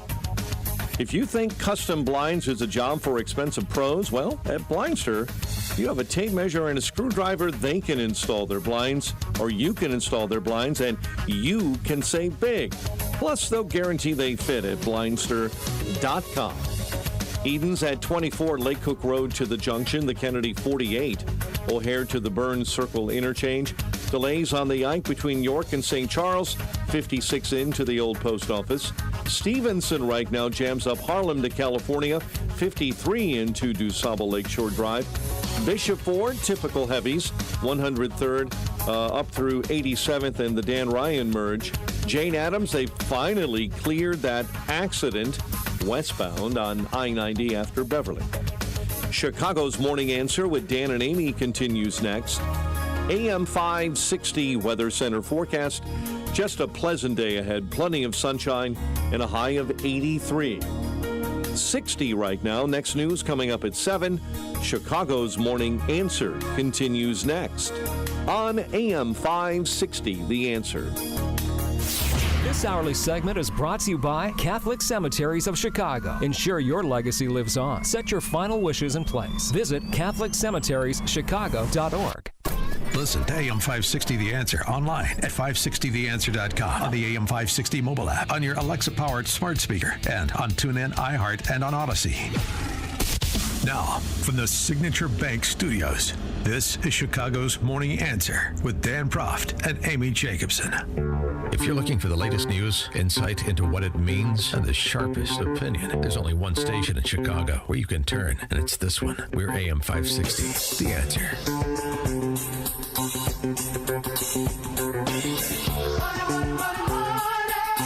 Top of the morning, Dan and Amy. Mr. 10%, the big guy, President Biden, was up in the Cheesehead State, north of the Cheddar Curtain, yesterday, Wisconsin. And he was touting his accomplishments, the impact of legislation he's shepherded, for example. But then, when I signed the bipartisan infrastructure again, which... Yeah. What did he say? When he signed the bipartisan I love my Bipartisan. Yeah, the bipartisan phylloxyturrican is something that Captain Kangaroo, formerly Captain Kangaroo, now Treasury Secretary Janet Yellen. Didn't she eat that when she was overseas? The bipartisan phylloxyturrican, yeah. Well, no, she had like hallucinogenic mushrooms served, and now they're sold out at the restaurant where she ate. She had a good time in Beijing with her comrades. Because when I think of hip and cool, I think of Janet Yellen. Since the Inflation Reduction Act, also known as the bipartisan influxoturrican, since its passage, we've begun providing the long-term certainty that businesses need to invest at scale. Boy, that sounds good, huh? With expanded demand and supply-side tax incentives, companies in this clean energy industry are finding an even greater commercial case to invest in the U.S., creating high-quality, well-paying jobs. The Inflation Reduction Act, or the bipartisan influxoturrican capacitator. Yeah, it does sound like the professor on The Simpsons a little bit. But that's helping to power a boom in U.S. factory construction spending. doubled in real terms since the end of 21. Since Biden took office, companies have committed more than $500 billion in investments in clean energy and manufacturing. That's wonderful. So they're putting up 35 cents on the dollar that you're putting up. So what a deal they're getting, huh? Not the taxpayers, what they're getting. Right. That's how rent-seeking kleptocracies work. I'm seeing these green shoots emerge all around the country. Of course you are. You throw money at a particular sector, particular businesses, they're going to take it for the most part, unfortunately. For more on the bipartisan filibuster again and the impact, we're pleased to be joined by Jim Iuorio, host of the Future's Edge podcast, frequent guest on Fox Business, also the proprietor of Brandt's Restaurant in Palatine. Jim, thanks for joining us. Appreciate it. Thank you for having me, Dan. There was a moment of panic where I tuned in. I was on the phone, and you played that tape, and I thought you were going to ask me to comment on what he said. And I was like, oh, crap. I did not have enough coffee for this. Sounded like he said Velociraptor flux capacitor. Yeah. And I did not have any comment. So the Velociraptor flux capacitor legislation that was passed in a bipartisan fashion. You've heard Janet Yellen's assessment of the impact. What's yours? Well, it's sad to me, and this is, I know, the 1-year anniversary of it yesterday. It's sad to me that, like, in the past, it seems like they would name a bill that had something in connection to what the bill is, but this one they might as well have named it, Save the Puppies, because it's not only does it not address inflation in any way or even attempt to, they just mentioned the fact that it's putting the onus on many companies with increased regulation for climate initiatives. That's inflationary. It's increasing spending massively from the federal government. That's inflationary. This notion of what they're going to do in Texas and Louisiana, where they're building these giant-sized carbon-sucking machines that's supposed to cost $1.5 billion. When people like you and I read that, when they say $1.5 billion, they mean $10 billion, right? That's how the government estimates these things. But they say it's going to create 5,000 jobs. 5,000 government jobs might be a nonsense initiative, probably is. The whole thing is so frustrating to me. It's mind-blowing how inflationary this piece of legislation is. And granted, it's not doing a ton of damage right now, but as we extend it out, it's just an absolutely inflationary bill that's called what do they call it again? Whatever the Velociraptor Inflation Reduction or Save the Puppies. Yeah. Yeah, and on the carbon emissions piece, because, we got to get to net zero here by 2030 before the planet explodes into a ball of fire. Funny thing happened. The spending is up $1.2 trillion. The benefits seem not to be, because carbon emissions actually increase. Not that that's a bad thing, but it is to them. So I'm just using their own standards to assess what they said was going to happen versus what has happened. Worldwide investment in renewable energy has exceeded investment in fossil fuels in recent years. But global CO2 emissions grew 12% faster in 2022 than energy consumption did. So the handouts don't seem to be working. How dare you? Are you suggesting that a government product is not achieving its stated goal? How dare you? Yeah. I'm insulted. I think it's unpatriotic. Yeah, I know, but it's indictable. Yeah. No, I understand, but it's just the whole. Just this whole economic scam they're running in addition to scientific. And it's not just guys like you and I saying this. There is 3 different Nobel Prize-winning scientists, and I'm not a huge fan of the Nobel Prize, particularly as it extends to economics. I think they've given it to absolute fools over the last 20 years. But like Paul Krugman? We're to believe exactly Paul Krugman, even Richard Thaler. I think that it's. We could have a whole show just on the economists they've given that award to. But let's just say for a second that the scientists they give it to are some people who are smart and have made some actual real contributions. But we have to assume, too, that they lean a little bit their way politically, which is a little bit left. So for 3 of them to come out, including the one from last year, and say that this climate change initiative can be very disruptive, it could do more harm than good, is a big deal. And the fact that they cancel those guys right away, and as soon as I'm surprised they don't take the award back, but they can't go on TV and say those kind of things.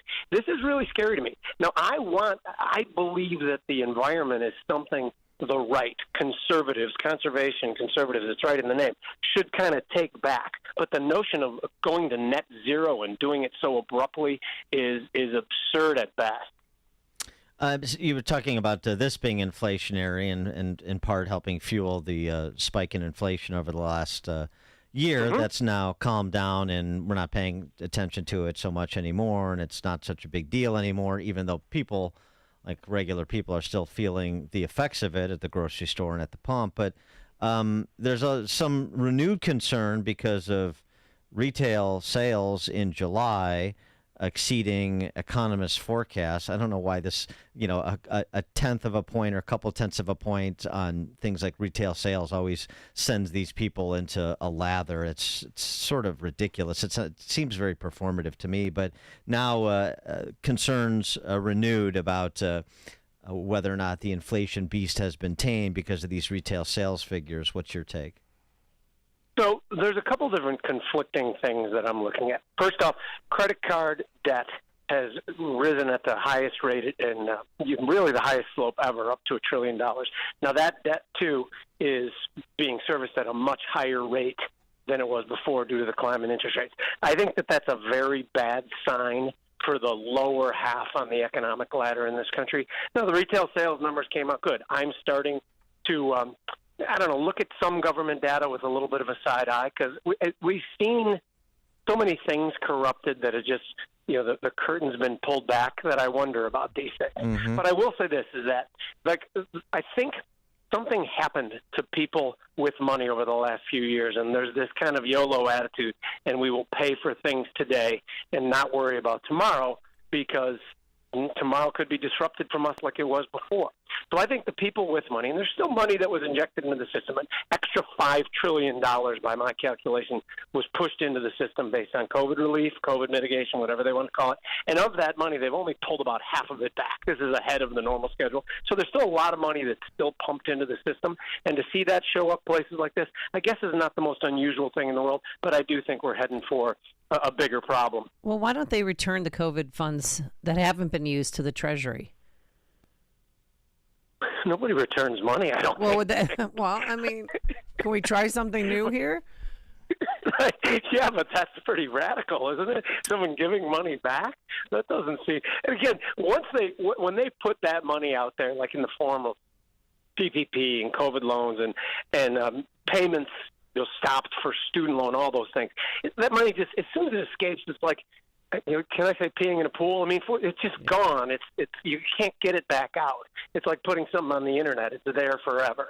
So I think it's hard for them to extract liquidity from the system. I think they're doing an okay job. But them two money supply has declined like almost 5%, but it had increased like 17% over the last 3 years. And so we had this moment where for a second we thought maybe we're being a little too profligate when the rating agencies downgraded U.S. debt, and there were rumors that some of the big banks, even like a Northern Trust, could see a credit downgrade. But that quickly subsided, and let's get back to business, behaving the way we've always behaved. What about that little brief moment where there was some concern about the order of the fiscal house, both big banks as well as big government? Yeah, and so that's real. Because Fitch, there's a couple different elements to this story too. Like Fitch, these rating agencies exist to like rate bonds and be a buffer between the average investor of bonds. They come out and have a comment on U.S. Treasuries, which are the most analyzed, overanalyzed by people way, way more sophisticated than Fitch. For them to come out and downgrade U.S. debt is a little bit, let's call it odd. That being said, the points they make are extremely valid, and I'm hoping they're waking people up to it. We spend like drunken sailors. Even like over the last 3 years, at the same time the Federal Reserve is trying to put the brakes on inflation, you can literally make a case that the federal government was trying to make it worse at every place. And the Inflation Reduction Act, just to mention one more time, not only did it not reduce inflation, and it was not neutral on inflation, it was highly inflationary. I know we said that once before, but I think if someone's just tuning in, that's an important piece of information. So they are trying to fuel inflation. So for Fitch to say, keep an eye on these guys, it's fairly valid. And by the way, a lot of their downgrade too is about dysfunctional government and potential for standoffs that that result in technical defaults or in government shutdowns, which is the dumbest thing ever. It shuts down like 2% of total government domestically, and we call it a government shutdown. I call it a good start. Well, but what about on the private sector side and banks and the concerns still about commercial real estate, office space, the vacancies, notes coming due, what the unwinding of that's going to look like? Has that already been built into the system, or are we still in murky waters? Well, it's murky waters, but think about it this way, is that let's just tease out the top 10 banks, which Janet Yellen in front of Congress basically said to all of us, if you are strategically important, if you are systematically important, we will save you. If you're not, we won't. But anyway, let's hit the top 10 banks, because I personally believe that all we are heading for over the last 25 years is a nationalization of the banking system, and I believe we almost are there already. They have comments on everything that banks do, and the government feels that they control it. But anyway, the point I'm trying to make is there is a backstop. The government will not let Bank of America fail. They might let some podunk bank in the middle of Iowa fail, but those aren't for the system. That's not the shares that we as investors in our mutual funds and our ETFs hold. Those ones are going to be protected. So I think what will happen is, as those banks start to reveal that they have bad debt, bad commercial loans, you think about it this way. 30 years ago, there was 15,000 banks in this country. Now there's 4,000 banks. I think by the time we leave this earth, there'll be about 50 banks, and they'll all be completely controlled by the U.S. government. And I think we're heading in that direction. I think the backstop exists for the big banks, not for the small ones. But the big banks happen to be the ones that we all hold shares in. So it won't be as visible as it could be. Well, that's interesting. Boy, if that comes to pass, I mean, that makes the prospect of a central bank digital currency that much more frightening, doesn't it? Seems like a lot of those things line up, doesn't it? Yeah. It definitely makes it extremely frightening, and I think that's the direction we're going to. And even if you look at little things, too, like even I hate to be this conspiracy guy, except that every conspiracy we hatched over the last however many years has seemed to come true. But you look at brick and mortar retail, and something that Lori Lightfoot said a couple of years ago. Well, if you don't want to get robbed, don't carry so much cash. She said to business people. You guys remember that, right? Oh yeah, she wants the street vendors to be cashless. Exactly right. So now we're seeing these not being enforced in urban areas, and people are coming into these places. Remember, brick and mortar stores are where people spend cash. If everything moves to the internet, nobody will spend cash anymore, and that's the perfect thing to step us into central bank digital currency. Which, by the way, then it's game over for freedom. There is no possible way that on day 2 they won't be scrutinizing people's behaviors and spending patterns and deciding what their social credit score is. Now, throw in one more element to this, too. These guys who push for universal basic income, and it's a growing thing where, because of technology, everybody should get a stipend for the government. That's the door to open to central bank digital currency, because that you have to sign up for it. This is a speculation, but I'd be willing to wager on it. You have to sign up for the central bank digital currency in order to get your UBI. So, again, boom, everyone's bought and paid for. The next thing you know, you have to pay your taxes in central bank digital currency, and then there we are. Well, boy, that's quite the dystopian picture that you paint. Good morning. You should write a novel. I think you've got the plot line there. But the other thing about this too, I mean, just going back to the idea short term that the government is going to be a backstop for the big banks and creating the same old moral hazards they always create. But then, but that's inflationary. So here because you're having to invent money to bail out these banks, like we saw happen earlier this year. So I mean, just to be clear, again, what people should understand is you, middle-income family, playing by the rules, you're going to be bailing out those big banks. When they say the government is the backstop, you're the backstop because you're going to realize higher prices for the necessities in life in order that Jamie Dimon or Bank of America has a backstop. There's zero question about it, and I'll even take that to a greater extent. I post this every couple weeks and try to explain how the inflation was 100% intentional. That's not a speculation. The Federal Reserve and even members of the federal government for decades talked about how they really wanted inflation.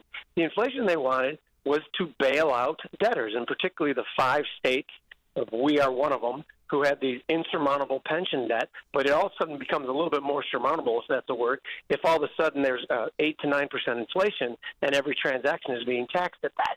It's the same thing with the banks. If we bail out the banks, we create money. We create money, it dilutes the value of the currency. Your buying power goes down, and they hope you don't notice. They hope it's too complex an issue for you to go, the government creates money, and all of a sudden a loaf of bread costs 40% more. It's interesting, but they're hoping that we are too dumb to notice this. And you know what? In some ways, they're right, and that's so frustrating. Indeed it is. Jim Iuorio, host of the Futures Edge podcast, frequent guest on Fox Business, and the proprietor of Brandt's Restaurant in Palatine. Jim, thank you as always. Thank you for having me. Thank you, and he joined us on our turnkey.pro answer line. Listen to podcasts of Dan and Amy from the AM 560 mobile app. Download it today at 560theanswer.com/mobile. Hey, business owners, are you wondering how to grow your business? Do you need cash flow and a ready source for financing? Well, Signature Bank can help. Hi, Mike Gallagher here to let you know that Signature Bank's loan decisions are made locally by a team who knows your name, cares about your business, and is invested in your success. When you need advice about your business or even have a question, Signature Bank is there to help. There are no handoffs or call centers. This is a team that wants to get to know you and your business. That's why Signature Bank in Chicago is my bank. That's right. I'm a customer. When I call, someone picks up the phone on the other end. And with Signature Bank, I can securely bank anywhere, anytime. Reach out to my friends at Signature Bank. Call 773-467-5630. That's 773-467-5630, or visit them online at signaturebank.bank. Signaturebank.bank. Your business could be Signature Bank's next success story. Member FDIC, equal housing lender. It's summertime, and you want to keep the shop, warehouse, and other doors open for ventilation. Air circulation improves the well-being of your employees and customers, but open doors can let in the uninvited, like strangers, birds, rodents, and bugs. Industrial Door Company of Chicago, Inc. can help solve the problem with a full line of commercial screen door products designed with these specific problems in mind. Call Industrial Door Company of Chicago, Inc. now. Also, regular scheduled maintenance is the key, and Industrial Door Company of Chicago, Inc. has multiple levels of maintenance programs for your company's needs and budget. They'll ensure your doors, grills, gates, and dock equipment are working to specification to increase the useful life of your doors. Visit their website to see a range of products and services at industrialdoor.com. Call anytime, 847-258-5620. Their team will be there to assist in designing a solution that works best for you. Since 1982, the Industrial Door Company of Chicago, Inc. takes care of your doors so you can take care of business. AM 560, The Answer. All right, coming up on Chicago's Morning Answer.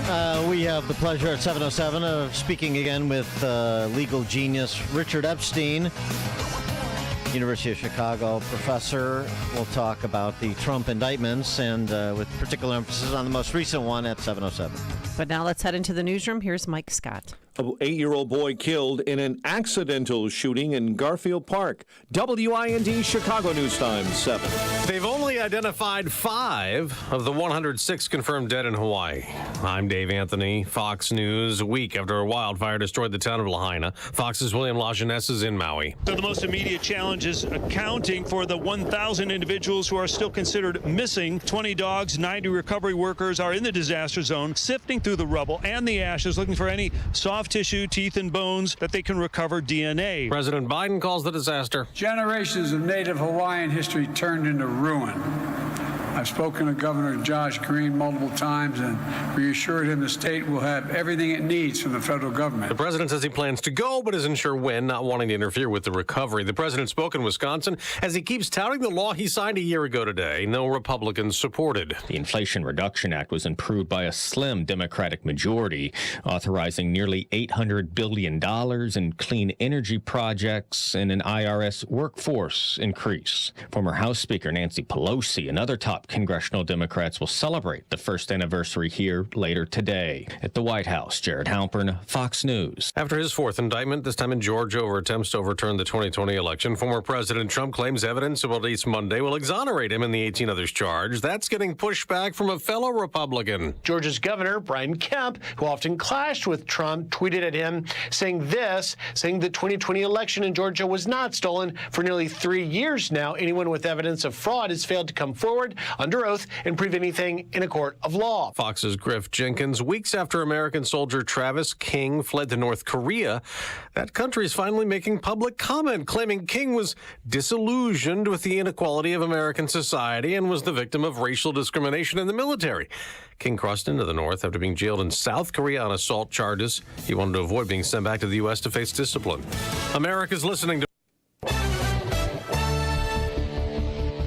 Skies are clear. We have sunshine and 60 degrees at 7:02 on AM 560. The Answer. Good morning.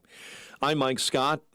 An 8-year-old boy is dead following an accidental shooting in Chicago's Garfield Park neighborhood. The child was inside of a home with another boy yesterday when they found a gun. The weapon was fired once. 8-year-old Jakari Brown was shot in the chest and later died.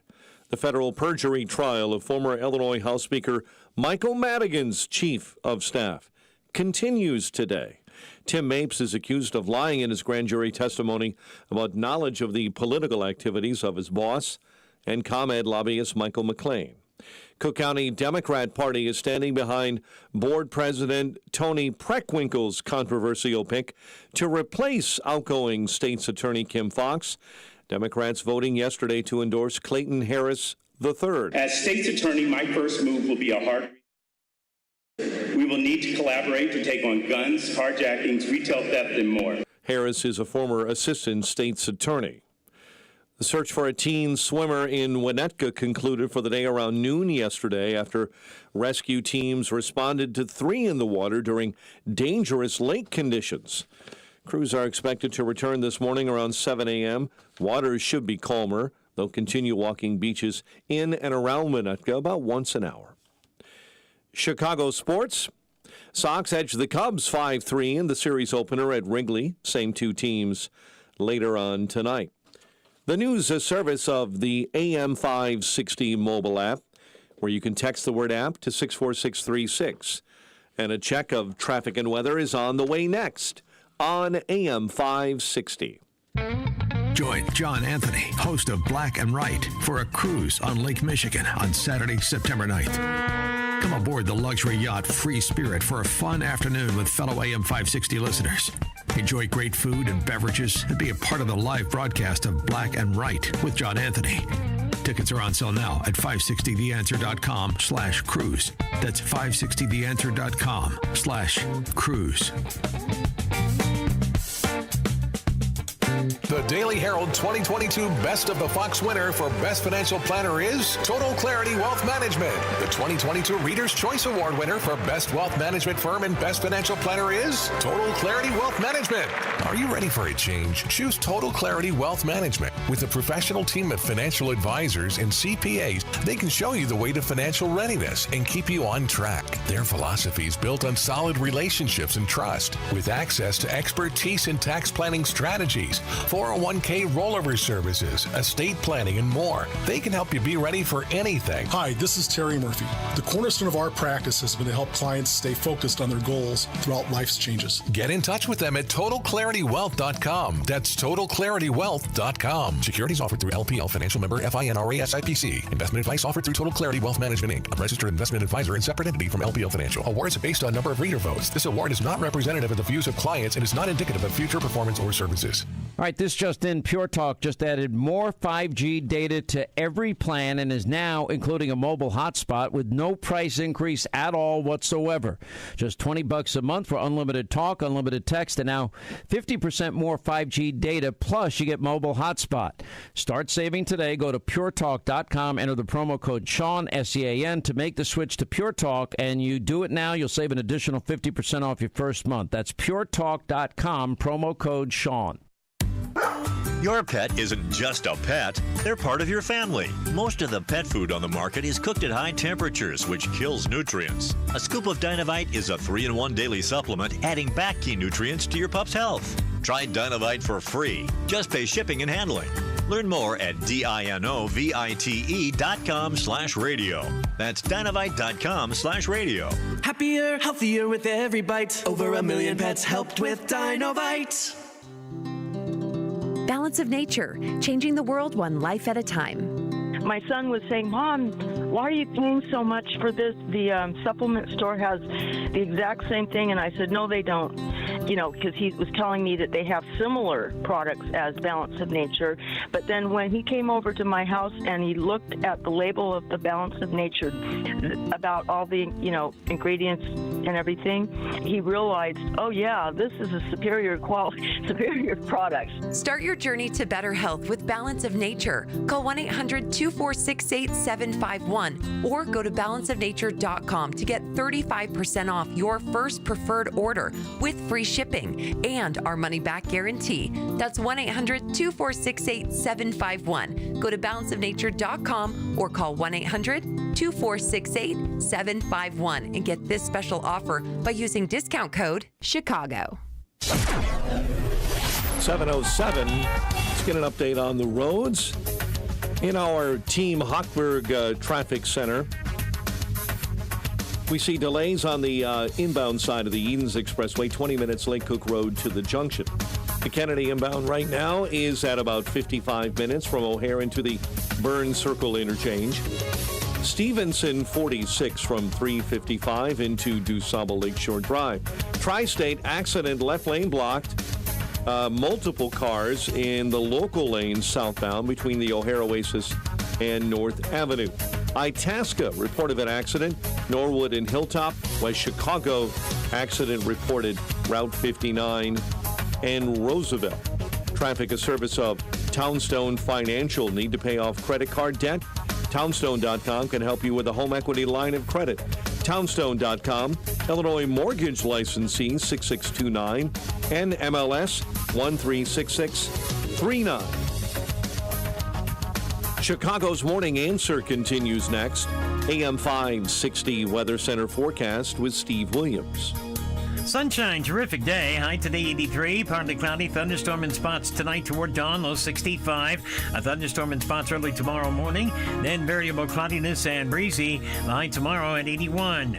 I'm Steve Williams on AM 560, The Answer. Right now 60 degrees at O'Hare. Next news 7:30. Chicago's Morning Answer continues next on AM 560, The Answer.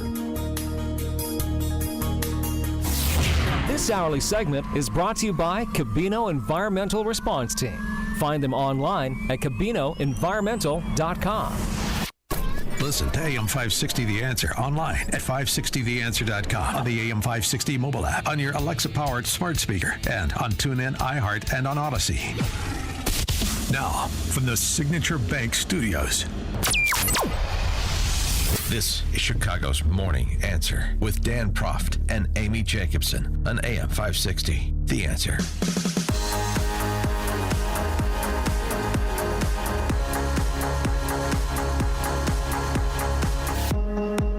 Top of the morning, Dan and Amy.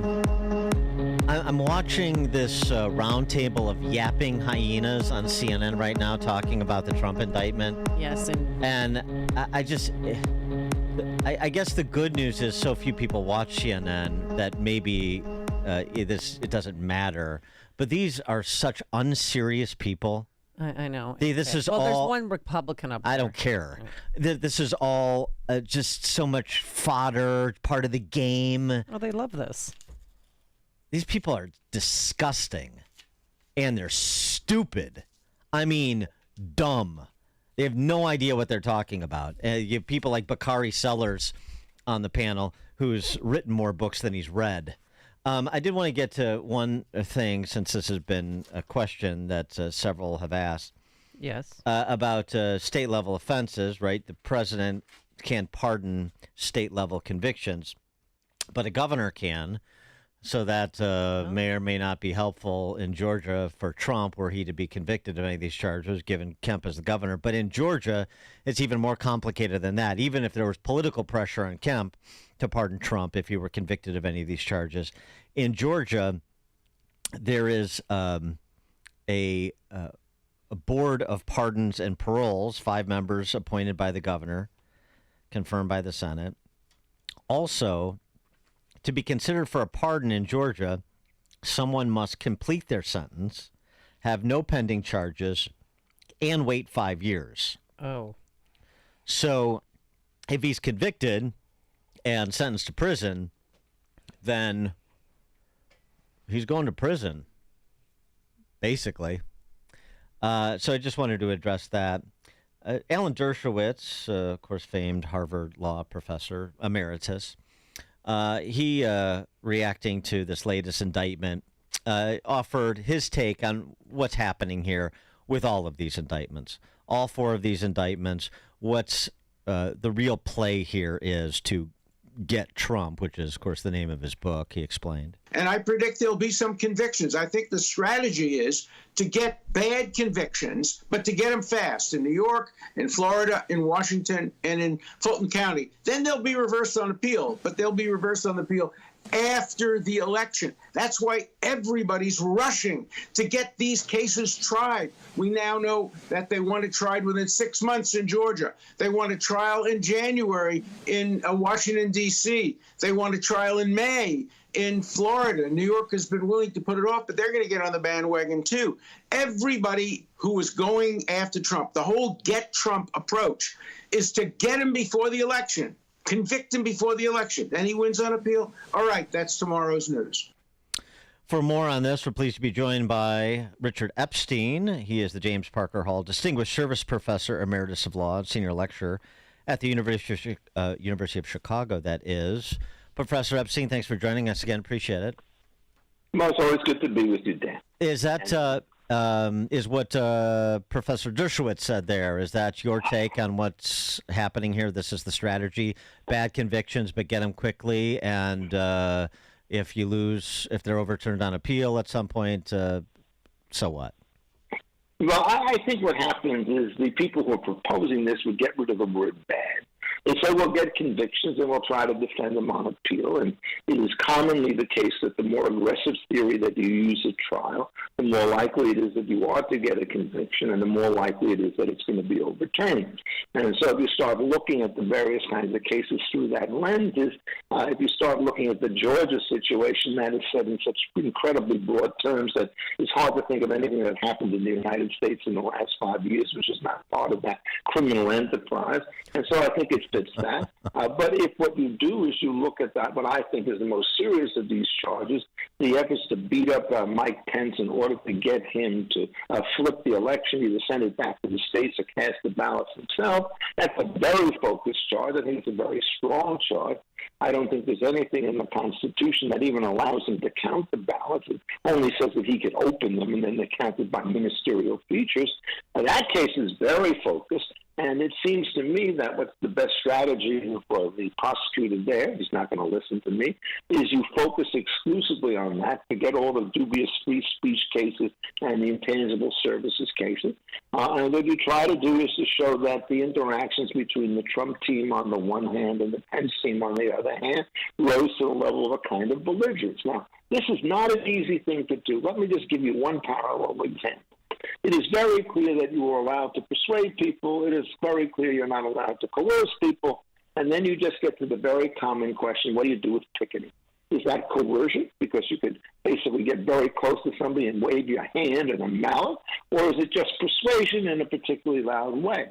We have dealt with that under the labor laws. We've dealt with it under the abortion laws, just about everything you can imagine. And nobody has a very clear line. And so it's going to be, in this particular case, in trying to do that, you're going to have a very close examination of who said what to whom at what particular time.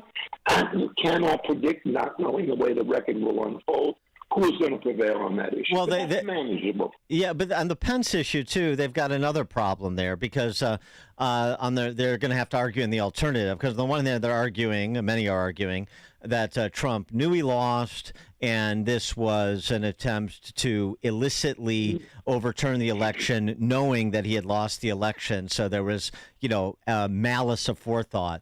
But Mike Pence says the president, in my conversation with him, never communicated to me that he believed he had lost. So then it becomes, I'm pressing on my vice president. Maybe my legal theory was infirmed, but I'm pressing on my vice president to do what I think he can do because I think I won.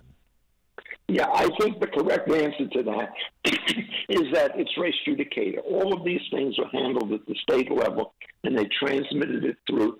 So his belief that he won the election is not a justification for asking the vice president to exceed his authority and by essentially sending this back to the states. That's the way I would argue.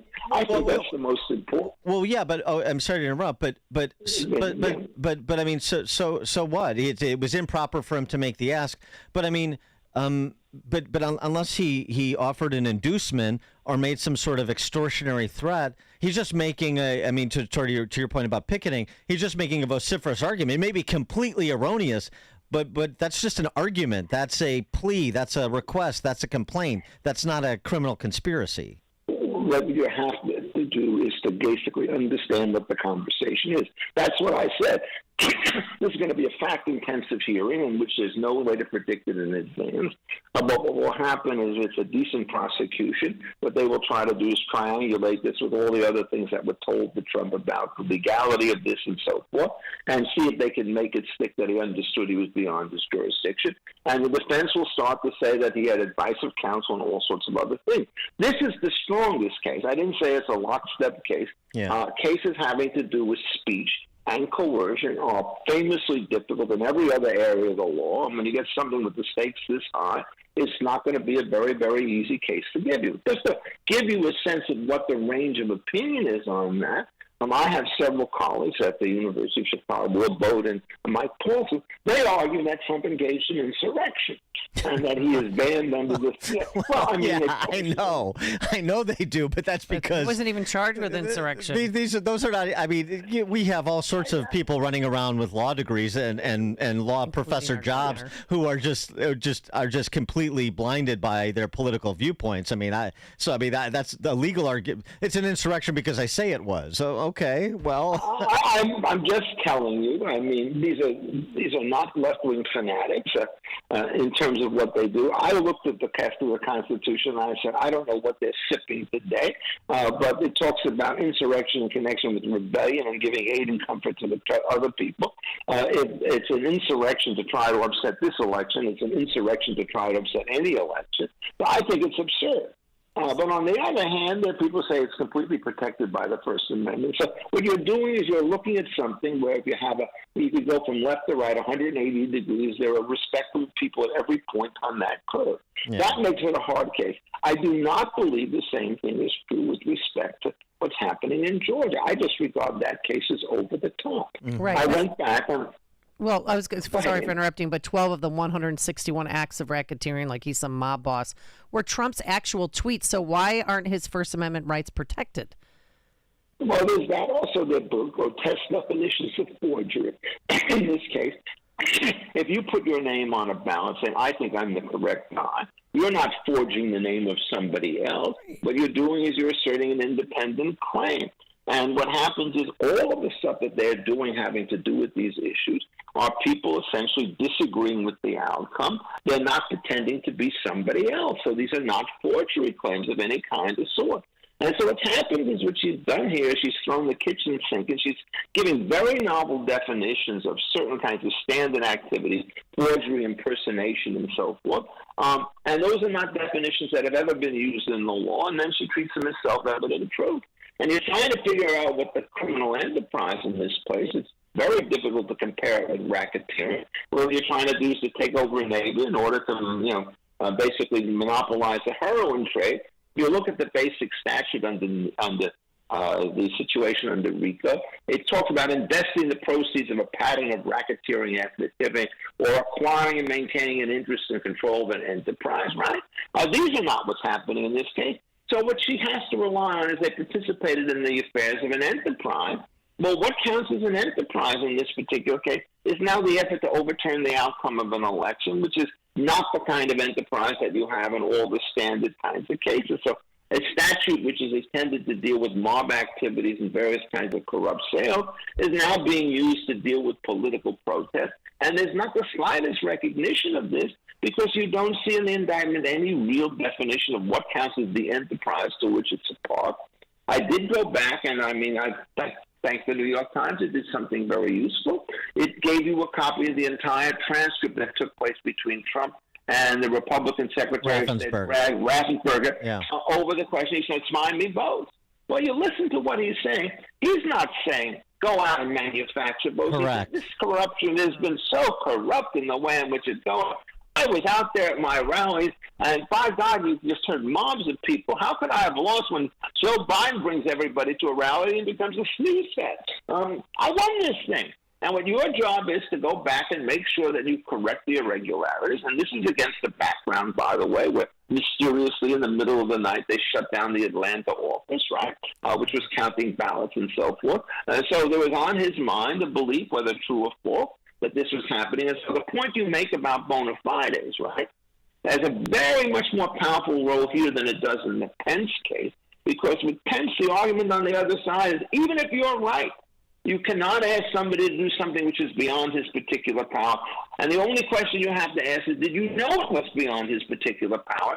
And to that, the answer seems to me to be pretty strongly yes. But in this case, you're saying, you have the power. There have been a lot of irregularities. For God's sake, do it. And you got to get me up to the 11,000 some odd votes, because after that, it's irrelevant so long as I've won. This is basically, I think, protected speech. Well, it's interesting, too. I mean, on the Pence thing, you still have, John Eastman and others that were advancing legal theories that... I know. So he has advice of counsel he can rely on as a defense, too. But the other thing here is, here's how the Wall Street Journal editorial board characterized this in a sentence, the Georgia indictment.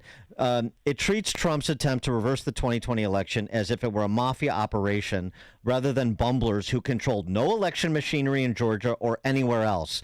The alleged behavior was rotten, but inflating it into a RICO conspiracy makes the case less credible, not more. Is that a fair reading of it in your view? I think it is. In my general view about criminal prosecutions, when you throw the kitchen sink at somebody and you throw it at everybody, what you do is you diminish from your strongest claim by putting up a lot of silly and frivolous claims, and therefore it undermines your entire credibility. But one of the things that I always talk to my students about is that if you've got a strong count in a criminal and a civil case, and somebody says, well, add this weak count. You do that, it's not A plus B, it's A minus B. That second case actually hurts you with respect to the first case. And here what you do is you run a situation where you're running this thing so broad that if you get Trump, you have to get a lot of other people whose connections with this are fanciful or not. It's just a mistake to go after him. And, you look at that indictment, and what does it say about the Raffensperger situation, right? Nothing, as far as I can tell. It's in there as a footnote or nothing. That's the key to this particular case. And so what you want to do is to say, now we look at this, and we say, fellas, I need 11,000 votes, meaning you have to re-examine the ballots that were cast to make sure they were correctly counted. That's what his context is. And if that turns out to be protected, then all the derivative and associated activities are probably going to be protected as well. And so what you have to do is, if you want to win this case for the prosecution, you have to give it the nefarious meaning. And this is a criminal prosecution. The statement is at best ambiguous. I do not think he crossed the line. Other people are going to say, yes, he has, but I don't see it. And well, so, you asked for my best opinion, I'm giving it to you. The other thing with the Raffensperger call, unlike those who actually represented Trump in courts of law or represented him in hearings before legislative bodies, the election attorneys on that call, because it wasn't like it was just Trump and Raffensperger. Right. Meadows was on that call, but the election attorneys on that call, Meadows has been indicted. The election attorneys on that call haven't been. The election attorneys talking for Trump? Yeah, Trump's election attorneys, like Cleta Mitchell, who was on that call with Raffensperger, she didn't get indicted.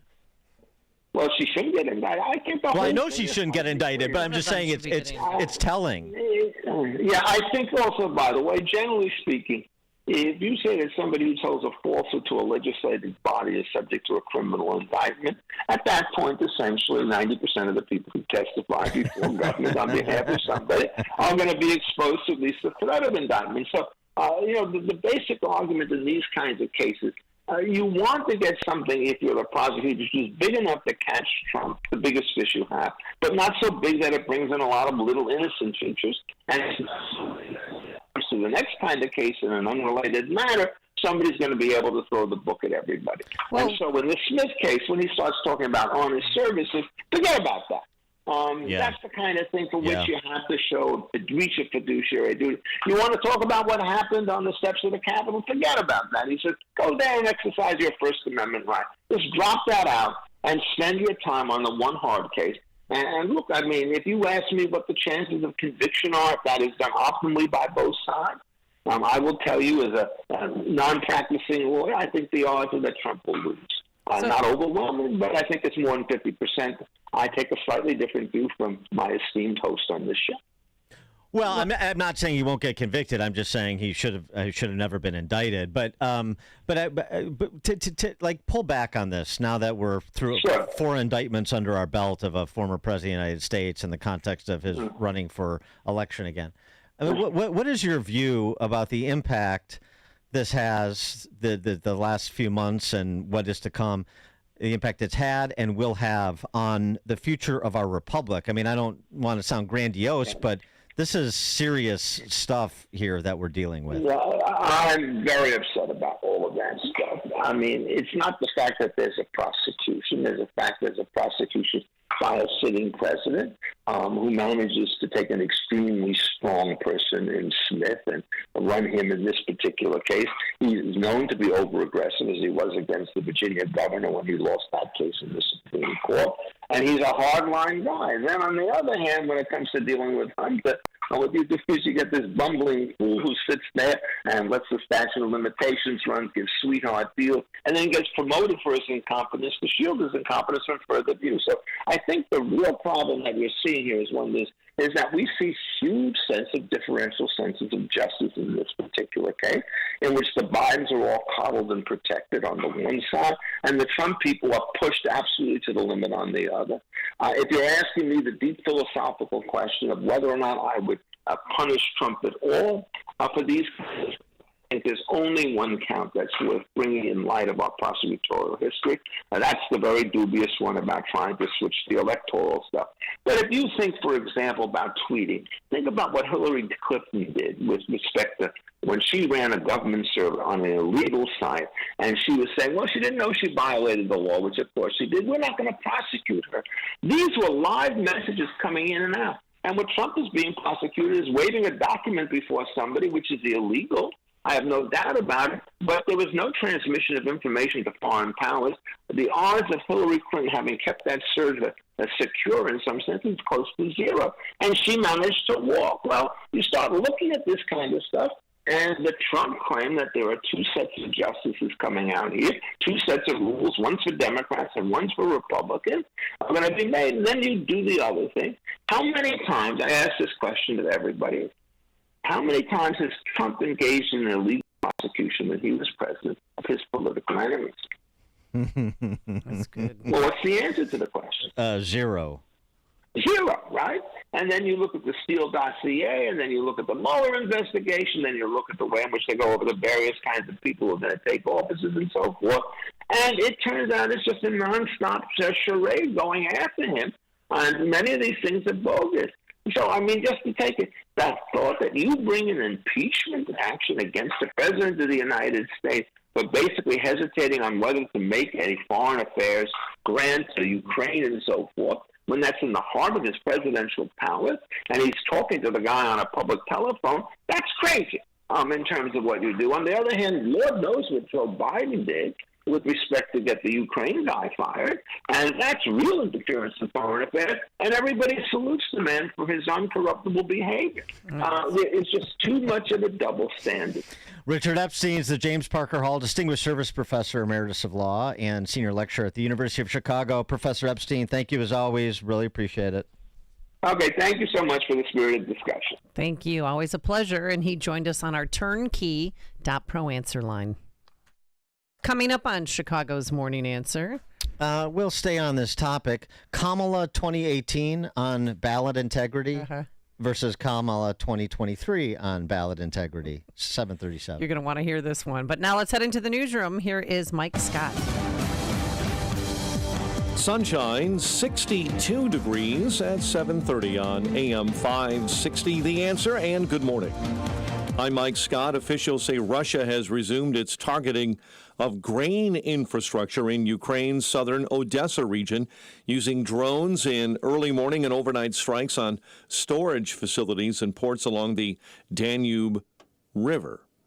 Hawaii Governor Josh Green says the death toll from wildfires in his state is over triple digits. I spoke with the president this morning. We speak often. He and Joe Biden extend their absolute love and heartfelt regrets about the tragedy that's occurred. They're heartsick that we've lost these 101 souls. Only a handful of those known dead have been identified, with investigators gathering DNA profiles of more than a dozen. Former Donald Trump Chief of Staff Mark Meadows is looking to move his charges in the 2020 Georgia election case to a federal court. Meadows is looking to make the move so he can ask a judge to completely dismiss the case. Attorneys for Meadows make the argument that he is entitled to remove the action from state to federal court because the charges against him plausibly give rise to only a federal defense. Negotiators for striking Hollywood writers in the studio sat down to talk on Tuesday.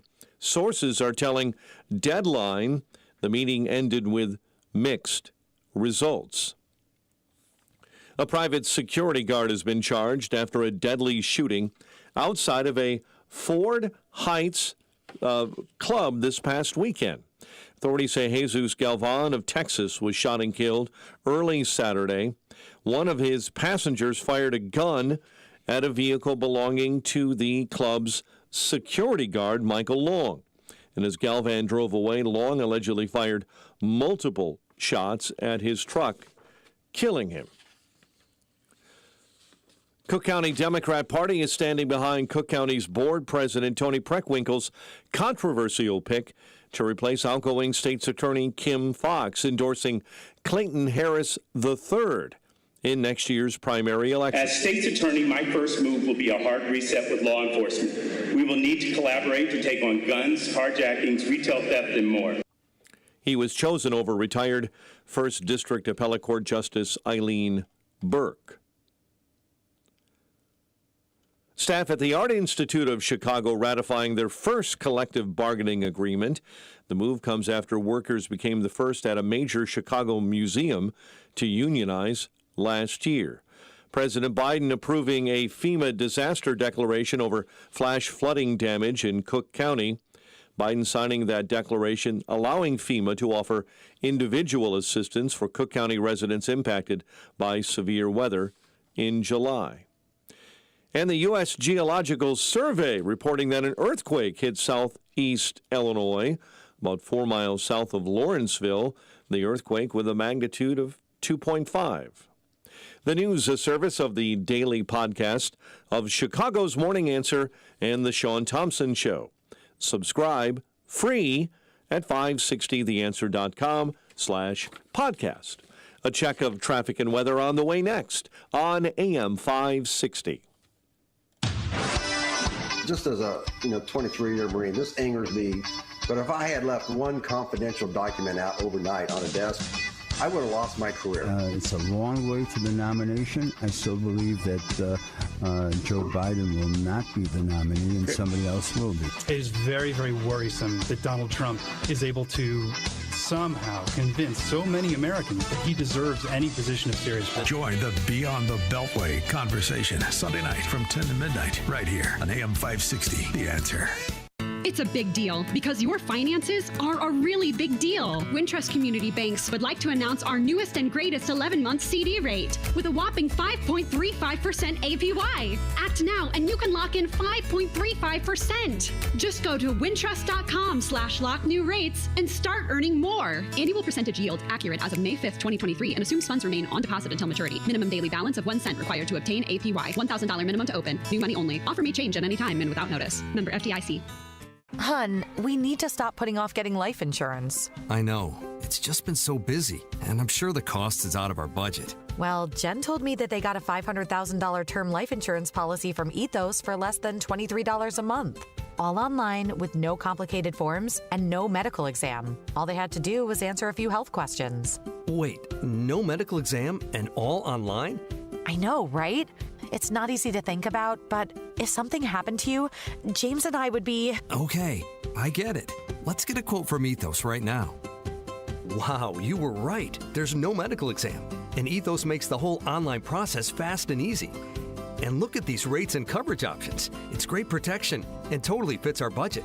Ethos. They've removed all the barriers from getting coverage. Go to checkethos.com to get your free online quote. That's checkethos.com. Quote based on a healthy, non-smoking 30-year-old male with a 20-year term policy. Rates may vary. Hi, folks. Sebastian Gorka here. Are you worried about investing in the stock market, especially with Joe Biden in office? Do you really trust this economy? What if you could invest in a secure, collateralized portfolio with a high fixed rate of return that's not correlated to the stock market or the Fed? A portfolio where you'll know what each monthly statement will look like with no surprises. Your interest is compounded daily. You're paid monthly and there are no fees. You can turn your income on or off, compound it, whatever you choose. And get this, there is absolutely no loss of principal if you ever need your money back. Just go to InvestYRefi. That's invest, the letter Y, then refi.com, or call 888-YREFI24. You can earn a fixed rate of return of up to 10.25%. Just call 888-YREFI.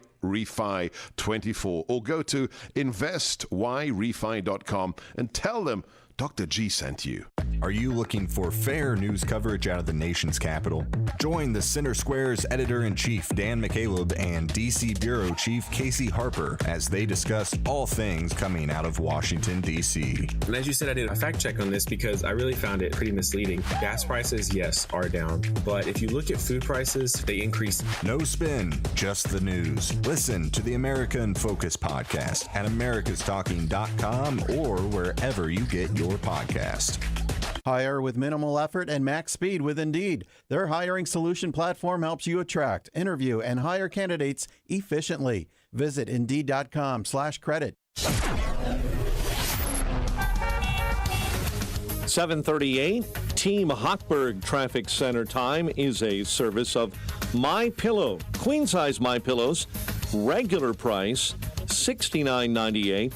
Now only $19.98 with promo code Liberty. That's mypillow.com, promo code Liberty. We'll start on the Kennedy right now, where it is an hour and 30 minutes from O'Hare into the Burns Circle interchange. Kennedy outbound, 52 back out to the big airport. 1 hour in on the Ike to the old post office. Accident left-hand shoulder outbound on the Ike right before Harlem Avenue. Stevenson in, it's an hour into DuSable Lakeshore Drive. Big jam up Harlem through Damon. Tri-State jams up with a left lane blocked with a multi-car accident southbound between Lawrence and North. Chicago's Morning Answer with Dan and Amy continues next. AM 560 Weather Center forecast. A pleasant day ahead. High 83 with sunshine. Partly cloudy early, then a thunderstorm toward dawn overnight. Lows 65. Thunderstorm early tomorrow, and then breezy with variable clouds in the afternoon and a high of 81. 62 right now. Next news coming up at 8. Chicago's Morning Answer with Dan and Amy continues next on AM 560, The Answer.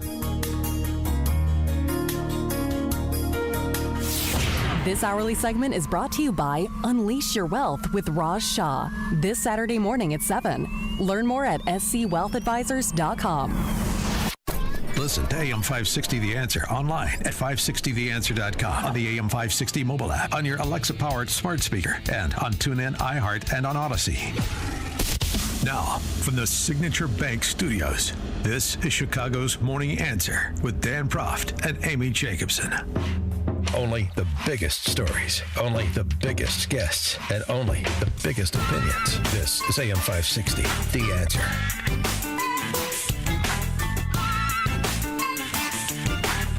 Top of the morning, Dan and Amy. So just talking about Georgia, I mean, you can't talk about these indictments of Trump and associates out of Fulton County and the 2020 election in the state of Georgia without the added context of Stacey Abrams in 2018 declaring to this day that the election was stolen from her and from the people of Georgia, Brian Kemp's first victory over her. You can't talk about it without the Jim Crow 2.0 allegations against the state of Georgia after the 2020 election and with the ascension of Biden into the White House. Jim Crow 2.0. Major League Baseball pulls the All-Star game out because Georgia is trying to prevent people from voting. And then you have the midterms, and nobody says anything.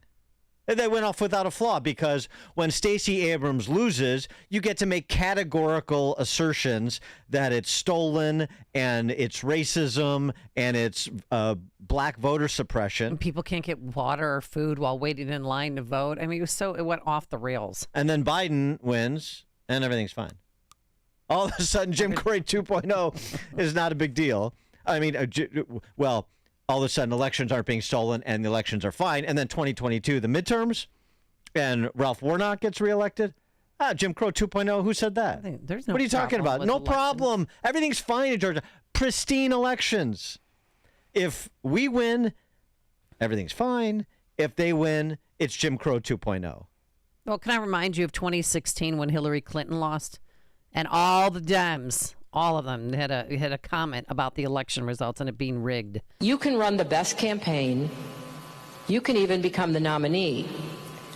And you can have the election stolen from you. How can you win with Russian interference, though? That's a real what I'm thing. scared about in 2020. But rightly. Because I think he's an illegitimate president that didn't really win. So how do you fight against that in 2020? You are absolutely right. He's an illegitimate president in my mind. Would you be my vice presidential candidate? Folks, look, I absolutely agree. Trump didn't actually win the election in 2016. He lost the election, and he was put into office because the Russians interfered. Russia interfered with our election, attacked our democracy for the sole purpose of artificially placing someone at... Right. And indict them. Of course, you heard Kamala Harris there. Yeah. And this is Kamala Harris 2023. Just reminding you that if they lose, they've got this ready-made argument they've been making, well, for at least the last 2 decades, anytime they lose, at least going back to Al Gore. Kamala Harris sitting down with Al Sharpton. What a meeting of the minds here. Stop. Holy cow. I know, it's pretty bad. And talking about 2023, her concerns about voting and this upcoming election and how seriously she takes this all. There has been a lot of effort and laws that have been passed to try and make it more difficult for people to vote. I mean, can you imagine, Rav? In the United States of America, we went through all these fights, the March on Washington, John Lewis, all that. And these so-called leaders who are so bold as to unapologetically propose and pass laws to make it more difficult for the American people to vote. The gall. So I do worry that we have to do everything we can to remind people of why it's important and also fight against those people who are trying to make it difficult. And of course, one of those people she's talking about, they were talking about in 2020, 2021, up to 2022, was Brian Kemp, the governor of Georgia, and Georgia Republicans. But then Warnock won, everything went fine at the midterms, no problem. No problems in Georgia. Yeah, everything was solved. No Jim Crow 2.0. And by the way, I don't want to subject you to this, but Kamala Harris, it's really something. It's bad enough to get patronized by somebody who's intelligent. She patronizes people from a position of total idiocy, right? She is dumb as a stump. Remember her farmer's comment. Oh, right. That's right. They didn't know how to get driver's license, or they couldn't. They don't have fax machines. They don't have fax machines. They don't know how to. Right, exactly. Because she's not just talking about inner city black families. She's talking about farmers too. Farmers without fax machines. They maybe get Willie Nelson and John Cougar Mellencamp together to do a fundraising concert, so they get some fax machines at the farmhouses, so we can have secure elections. Well, it's funny, and she's doing the same thing here. You know, people got other things going on. They can't be bothered to vote. You know, they got to be reminded. We got to make it easier and easier. Right? It's just so difficult. You know, and the middle income families, they can't take time off work to vote. Are you serious? The infantilization of the American people, it is never more pronounced than it is when you have leftists talking about elections. And that was the case here. But back in 2018, it was a very different Kamala. Really? 2018, when she was a social climber in the Senate, she stood at a podium with Republican Jim Lankford, senator from Oklahoma, and said this about ballot security, the importance of ballot security. Listen to what she and, along with Republicans, were proposing at the time. Systems to audit, but also what they can do around best practices and best machinery. We are talking with them about the fact that it is probably best that you do not have your election system connected to the internet, because that will create greater vulnerabilities. And then look at where we are now in this year of our Lord 2018. We're talking about paper ballots, but that actually might be one of the smartest systems. Going back to, you know, a day when we could have something tangible that we can hold on to, because Russia cannot hack a piece of paper like they can a computer system connected to the internet. Oh my. I mean, she was still propagating this Russian collusion falsehood. You know, you just heard it referenced. But nonetheless, no electronic voting machines connected to the internet, concerns about manipulation, going back to paper ballots. Now, I'm not saying she was also advocating voter ID and not having a month and a half of pre-election, election voting and so forth. But I mean, that's very different than the tune that she's singing today, isn't it? Yeah, because their views are malleable. They change form consistent with their immediate political needs. Glenn and Oak Brook, you're on Chicago's Morning Answer. Good morning, Dan and Amy. I remember in Georgia when they were talking about voter suppression and how people were being suppressed, that there was a document that multiple companies signed saying that the voting in Georgia was not going to be fair. And I remember this document, and then when the elections were over, they had a record turnout of people voting, and nobody came back and said, what happened to the suppression? Yeah, right. Right. Well, Major League Baseball, would you like to revise and extend your remarks, Commissioner?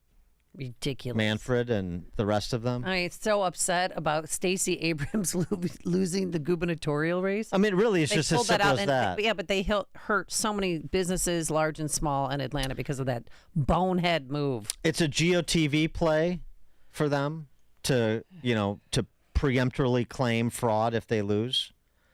As well as a built-in excuse, so they can continue to prosecute their identitarian politics, because it's all built around identitarianism.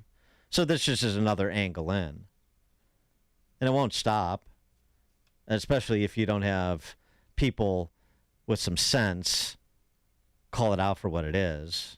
And to Glenn's point, you don't have Republicans, including office holders, remind people and whistle people back before congressional hearings to make a public spectacle of them.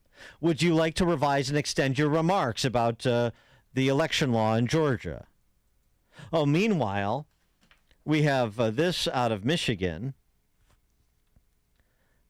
The Attorney General there, Dana Nessel, who is rabid Marxist, confirmed that the Muskegon clerk received between 8,000 to 10,000 voter registration forms before the 2020 election that from which many were suspected to be fraudulent. The press secretary for the AG in Michigan, an organization turned in some thousands of voter registrations throughout the fall of 2020, estimated on the high end to be cumulatively 8 to 10,000, and some within those batches were found to be suspicious or fraudulent. There were some legitimate. The city clerk receiving the batches alerted authorities when she began noticing irregularities. None of the fraudulent material was incorporated into the state's qualified voter list, and this had no effect on any ballot requests or associated process. This attempted fraud was detected because the system worked. Maybe. They also said they turned this over to the FBI in March of 2021. When asked about it by Just the News, the FBI said what? Say it with me. We can neither confirm nor deny the existence of an investigation. Which means there's an investigation. I don't know what it means. Who knows what it means? Well, it's in a file somewhere in the bowels of FBI HQ. But regardless, the point here is to say, even if this is true, just take it at face value. Again, the idea that there is not concern, there's not legitimate concern for fraudulent activities surrounding elections, and thus the need to put sensible safeguards in to minimize the risk of these frauds. Oh, the system worked. Well, it worked that time, if what they're saying is true, and I'm taking at face value solely for the sake of argument. But doesn't mean it'll work every time. The other thing about this, too, so an organization turned in some thousands of voter registrations.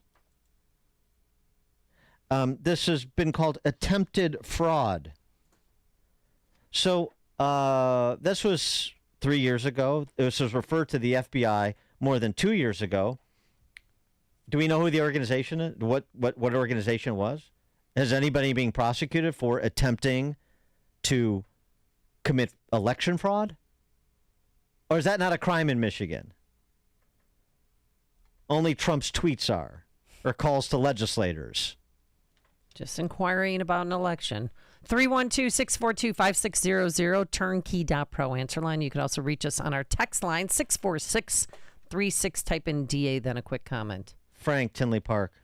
I remember a dozen years ago, Iraq had an election, one of their first ones.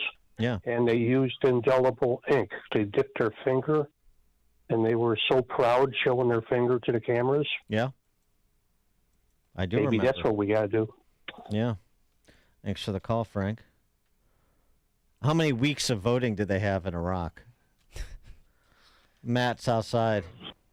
Hey, good morning. I just wanted to point out that that clip you just played with Kamala giving that whatever press conference, she sounded so much more intelligent and authentic when she was actually speaking the truth. I don't know when she's talking to whoever she's talking to. I mean, I know she's patronizing and not very intelligent, but just the sound of her voice drives me crazy. She sounded much better than she does today, giving any kind of interview that she gives with anybody. That's all I have to say. Thank you. Thank you, Matt. Jim, Lyle.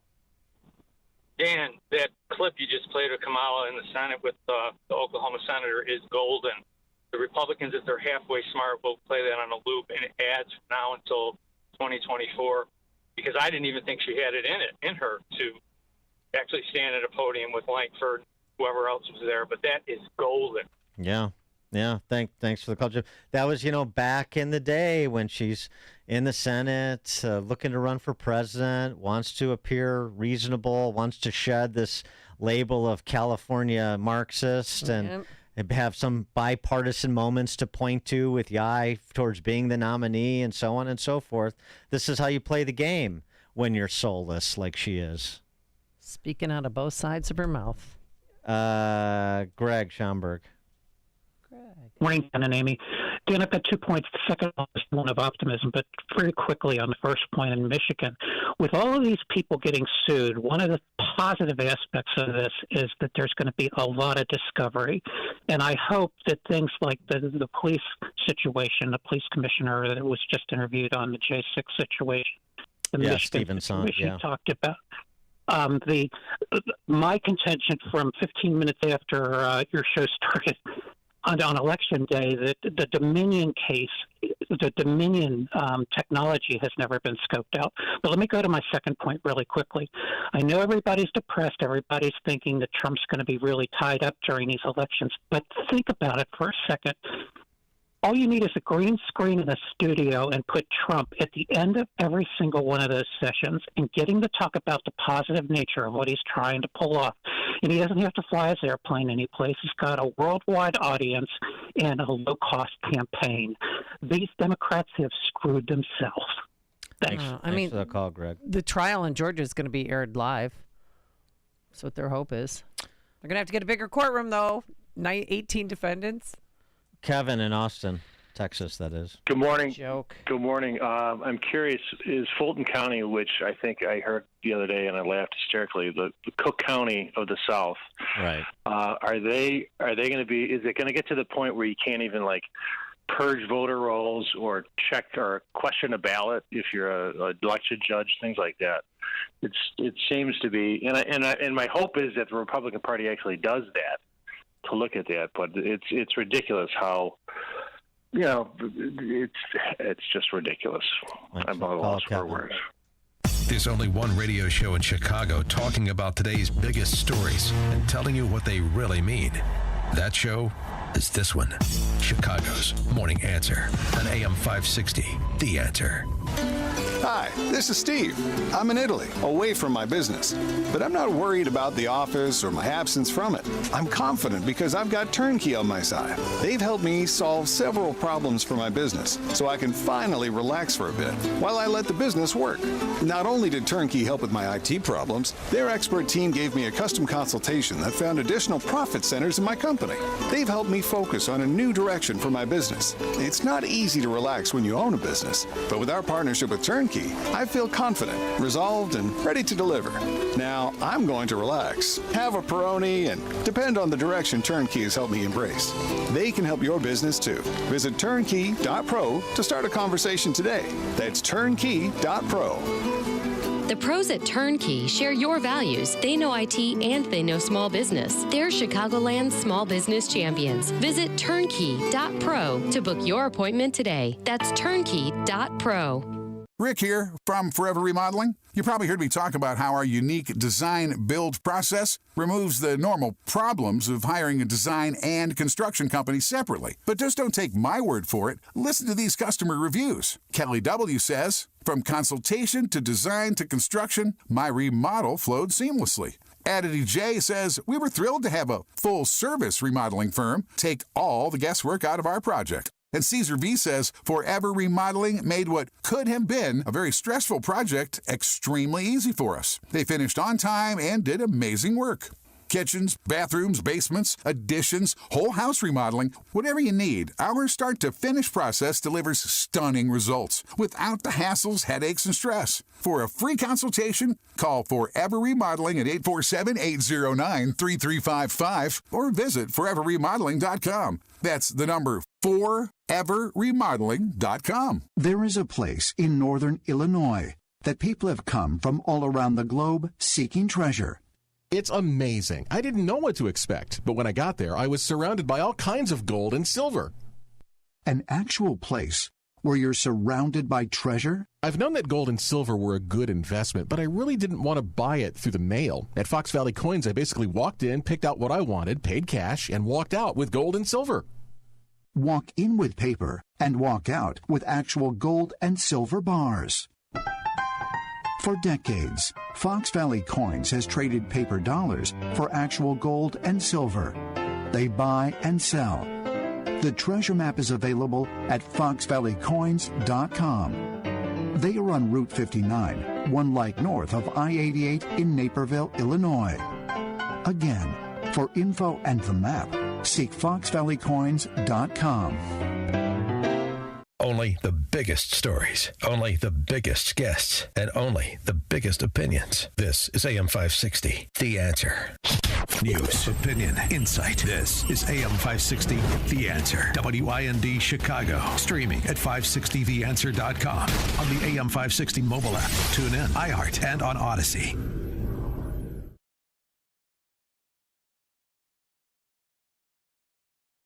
Reduction Act. President Biden signed it 1 year ago today. It was really interesting to see the AP's headline about this. It says, yes, inflation is down. No, the Inflation Reduction Act doesn't deserve the credit. Fox's Peter Doocy is at the White House. President Biden may be well aware that that's the case because this bill has turned out to be more about climate spending. $1.04 trillion worth. That is about triple what the president told us it was going to cost climate-wise. There's up to 106 people confirmed dead in the Hawaii wildfire disaster. Only 5 have been ID'd. More than 1,000 others still unaccounted for. Officials here say it is going to be a painstakingly slow process of identifying the dead. People here on the island are being encouraged to give DNA samples to help identify loved ones as search crews continue to comb through the rubble in Lahaina. Fox Weather's Max Gordon in Maui. Fox News has just released new power rankings for the 2024 Republican presidential race. Tim Scott has moved up into 3rd place, right behind Florida Governor Ron DeSantis. Of course,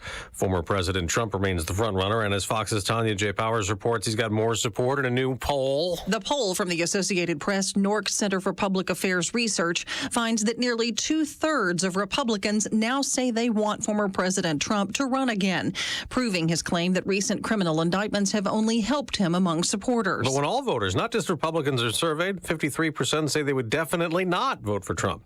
A Trump challenger in the race keeps calling on him to drop out. Asa Hutchinson tells the Fox News Rundown podcast he expects to get enough donors in the coming days to qualify for the first presidential debate in a week and would sign a required pledge even though he does not support a second Trump term. There's so much unpredictable in regards to that that I'm safe in saying that right now I'll support the nominee because I don't expect it'll be Donald Trump. America's listening to Fox News. All right, this just in, Pure Talk just Sunshine and right now 62 degrees at 8:02 on AM 560. The Answer. Good morning. I'm Mike Scott. A search for a teen swimmer in Winnetka has resumed along the Lake Michigan shoreline. Searchers concluded for the day around noon Tuesday after rescue teams responded to 3 in the water in the early morning hours during dangerous lake conditions. The Coast Guard expects waters to be calmer today. They'll continue walking beaches as well in Winnetka throughout the morning.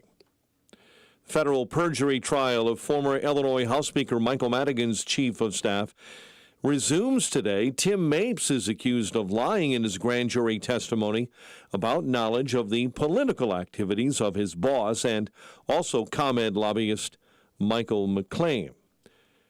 Chicago Mayor Brandon Johnson says the city of Chicago has had conversations with a few suburban leaders about the possibility of moving illegal migrants into their communities. Around 12,000 have arrived in Chicago over the past year. Recently, Johnson said the city is desperate for other towns to pitch in and help. We've had conversations with mayors across not just Cook County, but the surrounding counties. We have had tremendous feedback, and we see some real support on the horizon.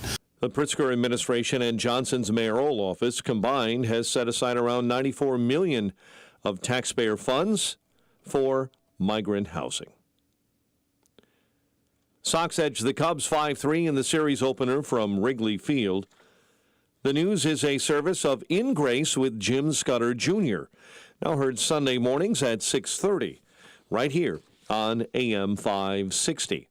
It's 8:04, time for the AM 560 Business Beat, a service of Signature Bank. Visit signaturebank.bank for all your commercial banking needs. Now, the latest from the Fox Business Network. I'm Elizabeth McDonald, and this is the Fox Business Report. Target shares are sharply higher. Its earnings for the recent quarter are much better than expected, even though its sales were disappointing, and it's offering a cautious forecast. Target also says it's seeing a meaningful recovery after it was dealing with too much inventory a year ago. Target says it's seeing cautious spending by consumers, and the shopper backlash over its Pride Month collection did contribute to push sales lower in June, but sales recovered steadily in July. Wall Street will be reacting later today Monday to minutes from the Federal Reserve's July meeting. The Wall Street Journal says Yum Brands, parent of Taco Bell, KFC, and Pizza Hut, is investing in technology that allows you to place orders through its websites with a third party or at a kiosk in all its restaurants. That's your Fox Business Report. I'm Ginny Cosola. Invested in you. Bidenomics is working. We got front runners. This is just another hoax. We got up and comers. All options are on the table. Something has to give. People of every background. We got scandals. Like Mama Jones said, someone's lying. And the election season is just getting started. Keep up with all of it on Chicago's election station. AM 560. The Answer.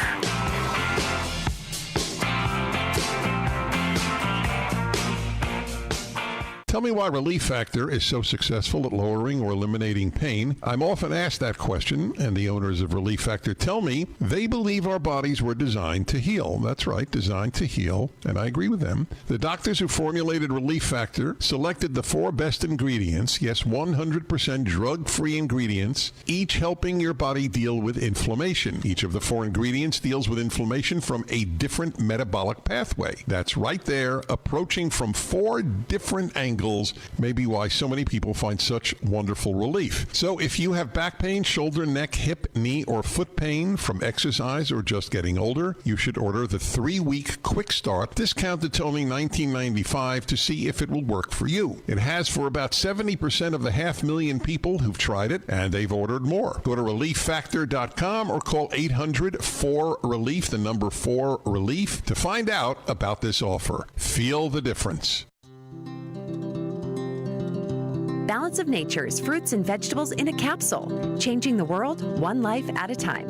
I've had a high energy level every day, and I've just been doing great. And I just feel like it's a definite advantage to take them. Let me just say one other thing. I mentioned to my doctor that I was taking Balance of Nature, and they said they were very positive about that. And they said that was really good. That's a good product. And so I've been very pleased. Start your journey to better health with Balance of Nature. Call 1-800-246-8751 or go to balanceofnature.com to get 35% off your first preferred order with free shipping and our money-back guarantee. That's 1-800-246-8751. Go to balanceofnature.com or call 1-800-246-8751 and get this special offer by using discount code CHICAGO. All right, this just in, Pure Talk just added more 5G data to every plan and is now including a mobile hotspot with no price increase at all whatsoever. Just $20 a month for unlimited talk, unlimited text, and now 50% more 5G data, plus you get mobile hotspot. Start saving today. Go to puretalk.com, enter the promo code Sean, S-E-A-N, to make the switch to Pure Talk, and you do it now, you'll save an additional 50% off your first month. That's puretalk.com, promo code Sean. Go with your gut.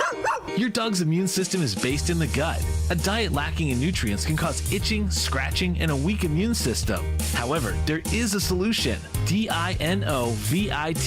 Dinovite. It took a grand total of 2 weeks. The dog stopped itching, the hair stopped falling out. Try Dinovite for free. Just pay shipping and handling.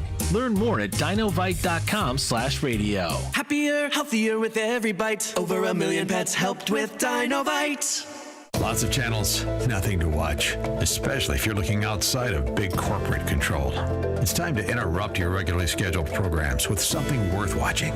The new Salem News Channel. Straightforward, unfiltered, in-depth insight and analysis from the greatest collection of conservative minds, all in one place. SNC is home to Dennis Prager, Mike Gallagher, Sebastian Gorka, and more. Watch anytime on any screen. Free 24/7. Find what you're looking for at snc.tv. 8:09, let's get an update on the roads. Team Hochberg Traffic Center time is a service of Tom Mirabali Insurance. Learn how he can eliminate the mandatory maternity coverage and lower your monthly premiums. Get started at healthplanchicago.com. Kennedy's 74 minutes right now from O'Hare into the Burns Circle interchange, and an accident reported just moments ago inbound in the construction area around Fullerton. Ike on the inbound side, it's an hour into the old post office, while the Stevenson sits at 47 minutes from 355 into DuSable Lakeshore Drive. Tri-State, they've cleared an accident southbound just after the Lincoln Oasis. Veterans Toll jams up northbound between I-55 and Ogden. Chicago's Morning Answer with Dan and Amy continues next. AM 560 Weather Center forecast with Steve Williams.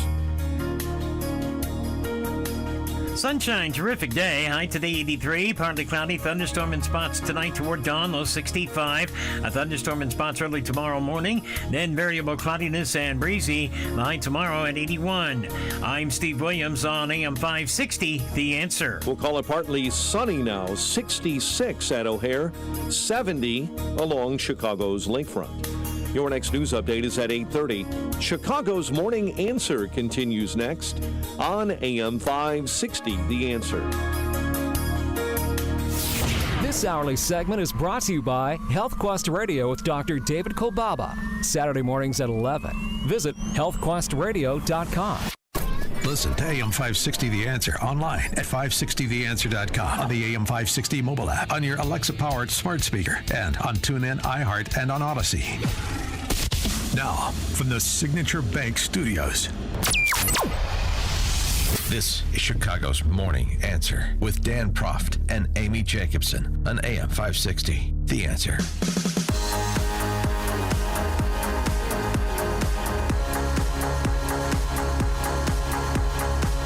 Top of the morning, Dan and Amy. Really interesting piece in the Journal the other day from Barry Latzer, who's a professor emeritus of criminal justice at John Jay College of Criminal Justice. The post-pandemic murder wave is cresting. Some good news, bad news. The upshot of the good news is, despite the upswing in murder over the last 3 years, he writes, the chances of a long-term upswing in crime look slim. The bad news is what's happened in the last 3 years. And also interesting is what didn't happen in the last 3 years. Violent crimes were occurring less often. Murder was becoming more frequent. That's what happened. In the pre-pandemic years, fewer than 19,000 people were murdered annually. In 2020, that went to 24,000. The jump to more than 25,700 in 21. You saw a 37% increase between 2018 and 2021, 37% increase in murders. Yet, interestingly, not only did violent crimes other than homicide decline during the pandemic, domestic violence also diminished. Many thought school lockdowns, work-at-home policies would intensify domestic strife, but that's not what happened. So why was murder rising when other violent crimes were declining? The answer, writes Professor Latzer, involves big cities, guns, and young black men. In 2020, 79% of all homicides were caused by guns, were guns involved. This is his language. And 6 out of 10 firearm homicides occurred in large metro areas. Both big cities and small and medium-sized cities saw an increase, but the increase was most pronounced in big cities. But race and age explain the rest. Again, this is his distillation of the data. Black males 25 to 54 had disturbingly high firearm death rates before the pandemic, 67 per 100,000 in 2019. 1 year later, 91 per 100,000, 36% increase. Didn't get any better in 2021. The firearm death rate for black men of all ages was 53 per 100,000, whereas for white and Hispanic males, the rates were under 10 per 100,000 for both, 1/5. And by a factor of 5, black to white and Hispanic. The data suggests that armed assaults, robberies, personal quarrels, and gang combat among young black males in big cities drove up murder rates. But since robbery and assault didn't escalate during the pandemic, again, this is national, gang wars and personal disputes were likely the principal drivers. In Chicago, 81% of all killings took black lives. In Baton Rouge, 79%. Louisville, 68%. Baltimore, 92%. It's clear the pandemic didn't generate high violent crime in general, much to counter the narrative that was promoted by these big city politicians to explain away the runaway murder and other violent crime in places like Chicago, but particularly murder, people focused on because he saw such dramatic increases. What Professor Latzer suggests is actually something that Thomas Sowell suggested a while back in his book, Black Rednecks and White Liberals, which is, like all Thomas Sowell work, must read. Professor Latzer writes, this is attributable to a subculture of violence among low-income male African Americans. A propensity to resolve interpersonal conflict through violence traces back to the 19th century South, where whites manifested similar behavior. Historians have dubbed it an honor culture. Blacks, overwhelmingly Southerners in the 19th century, adopted the white Southern subculture of violence, honor culture, quote unquote, and took it to northern cities in the Great Migration. It helps explain the elevated black-on-black violent crime rates since the start of the 20th century and even into the 21st.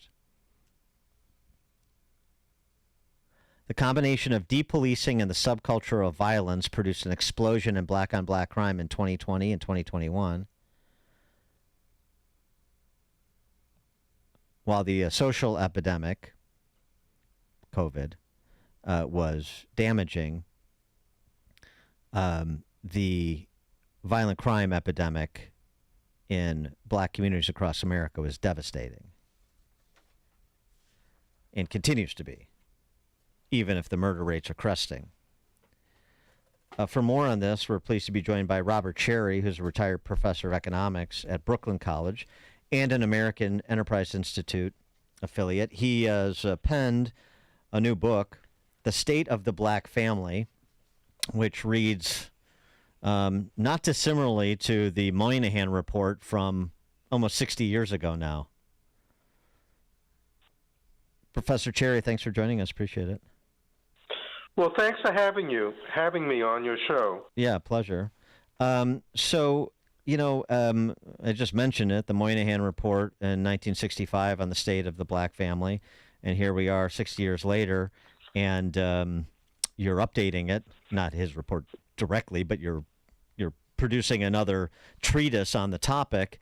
And, what's the damage assessment before we get to what needs to, what can be done? Well, what led me to write the book was that there are two driving problems within Central City black communities.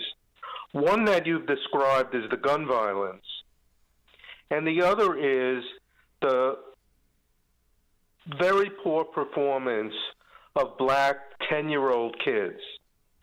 By that I mean, if you look at national measures in the largest cities, only 25 to 30% of black 10-year-olds, fourth graders, score on grade level in either math or reading.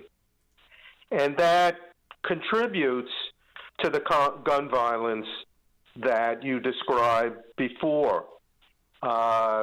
You have kids who are doing poorly and in many ways are traumatized by the gun violence in their neighborhood.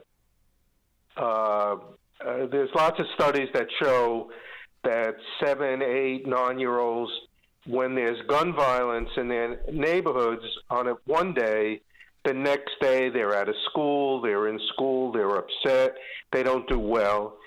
And then they have to develop a tough culture because they don't want to be picked on in their neighborhoods. And that kind of behavioral pattern of being tough leads to fights in school, leads to other disruptive behavior, so that this gun violence filters down to younger kids. And, I mean, part of the problem is that too many of the boys come from churning families. They're the son of a mother who then marries someone else and has kids with them. And boys get lost in those. It's not like Modern Family on television. Boys get lost in those situations because the new man in the house is mostly focused on his own biological kids. And, you know, a boy from the previous relationship is not served well. And so we have to do something about parenting. And much of the book, not all, but a significant part of the book goes into what can be done to improve the family dynamics for young kids in these neighborhoods. But I mean, there's no real appetite. I mean, we haven't seen it from any politician or the political leadership of any big city. There's no real appetite for it. So, I mean, you're right. You're perfectly right, and that's why I wrote the book. And that liberals have nothing to offer except throwing money. And so I mean, what is the conservative alternative? I mean, are we supposed to help? Are we supposed to help black families escape the big city? I mean, it's like you just have to get them on lifeboats. I mean, forget the city. No, there's programs that work. For example, visiting nursing programs would start with pregnant young single mothers and take them through their kid being 3 years old. These visiting nursing programs are very effective because many of these women don't come from a background where they know about parenting in a constructive way. These visiting nurses help them make decisions about their own lives. So these programs they're the opposite of pre-K, which is an attempt to substitute for the family. You know, you put your kids in pre-K, and the program will do what the family should have done. That never works. But if you actually go into the family with these visiting nursing programs, and then there's programs afterwards, parents as as teachers that take them up through school, and then the charter schools also engage the parents. The key thing is you have to engage the mothers in the home and get them to be the kind of parents many of them want to be. I think there are programs that they can't substitute for having a two-parent family. And particularly adolescents should be urged to take on what's called the success sequence. Yeah. First finish school, right, then get a job, then get married, then have a kid. Yeah, well, it would be great if everyone followed that success sequence. Well, right, but those horses are out of the barn. So how do you return them? How do you corral the individuals who haven't followed the success sequence, who are dominant in these communities? Well, in my book, I have a couple of chapters on occupational programs. And by that, I don't mean becoming plumbers and electricians, because many of the kids in the schools don't have the skills. Someone told me to do air conditioning repair, you need 11th grade reading to read the manuals. So it isn't as if you can put people in college and they'll prosper. You have to have fairly basic occupational certificate programs. And they're stackable. So you get the first certificate, gets you an entry-level job. You get another certificate, helps you get promotions, etc. But we need basic occupational training for a large share of these young kids. And that's where the real struggle is, because this 4-year college for all is what's driving a lot of educational policy by liberals. It's good for me. I was a college professor. Get more students. But it's not good for a lot of these kids that fall behind. So moving forward, where do we go from here? Well, as I said, We need to get in the family when they're very young. We need occupational programs, basic ones like I've described, for those who have fallen behind in high school. And you obviously need a criminal justice system that takes serious fighting crime and locking up people who commit crimes. You think the demand is there? If these we need to get into and we need to provide this, and we need to provide that, we need to offer this, we need to offer that. Is the demand there? Well, I mean, I asked that neutrally because we've seen with school choice programs that the demand is there. But is there evidence that the demand is there for sort of these holistic programs you're talking about? Well, one of the infuriating or things that make me angry is if you do surveys of the black community, they want the things that I've been describing. They want charter schools. They want more police. They want services that I've described, but liberals don't like it. In the face of what that public wants, they know better. They know better. And, part of the problem is, the Republican Party has not stepped up to the plate in the way it should. So the only thing, that poor blacks, you're in Chicago, they voted for this guy for mayor who's against everything, basically, that they need and they want. But he's black, and, Well, right. This is what repeats itself in just about every urban center. This is why I say, the Republican Party has failed. It should be more aggressive on school choice. Should be more aggressive on entrepreneurism and mentoring and so. I get it, but it's like you need a roadmap to the intersection points. I asked myself, what do you want me to do? What do you want me to advocate for? What can I fund that I know would work and that you'd be interested in? And I don't know. I just I appreciate, of course, the book, and I saw Glenn Lowry, our friend from Brown University, wrote the foreword, and these are all like great thinkers. The people, the circles that you travel in, and so forth. I mentioned Thomas Sowell. There's no greater thinker, but you just still can't. 3-minute stations. We still can't somehow bridge the gap. We still somehow can't get in or get them out. For me, it's that the centrist Democrats have disappeared, and not enough Republicans. There are people like Mike Lee, certainly Tim Scott. There are people who are constructive on these issues, but they don't carry the day.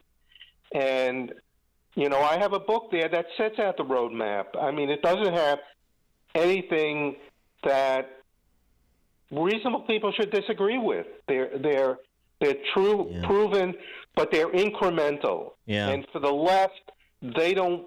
No, I know it's a revolution that we need. I understand. That's right. Robert Cherry, retired professor of econ at Brooklyn College. The new book, "The State of the Black Family: 60 Years of Tragedies and Failures and New Initiatives Offering Hope." The State of the Black Family. Robert Cherry, professor. Thanks as always for joining us. Appreciate it. Thanks for having me. And the ebook is only $10. Okay. State of the Black Family. Robert Cherry. Great. Thank you, sir. Thank you, and he joined us on our turnkey.pro answer line. This is the morning show more Chicago radio listeners are choosing.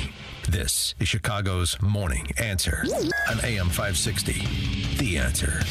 Hi, folks. Dennis Prager here. Are you worried about investing in the stock market, especially with Joe Biden in office? Do you trust the economy? What if you could invest in a secure, collateralized portfolio with a high fixed rate of return that's not correlated to the stock market or the Fed? A portfolio where you will know what each monthly statement will look like with no surprises. Your interest is compounded daily. You are paid monthly, and there are no fees. You can turn your income on or off, compound it whatever you choose, and there is absolutely no loss of principal if you ever need your money back. Just go to investyrefy.com. That's invest, the letter Y, then REFY.com, or call 888-YREFI, that's YREFY 24. You can earn a fixed rate of return of up to 10.25%. Just call 888-YREFI24 or go to investyrefy.com and tell them Dennis Prager sent you.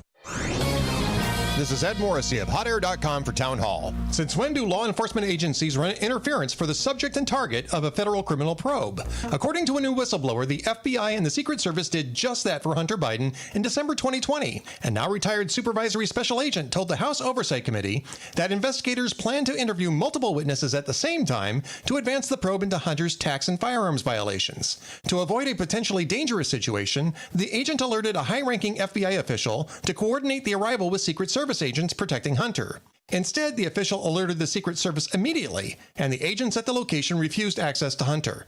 Tipped off, Hunter declined to contact investigators. This may present the clearest example of a two-tiered system of justice applied to the Bidens. Who else has FBI executives and the Secret Service running interference for targets of federal tax, firearms, and influence peddling investigations? It all smells of obstruction to protect elites from the consequences of their own crimes. I'm Ed Morrissey.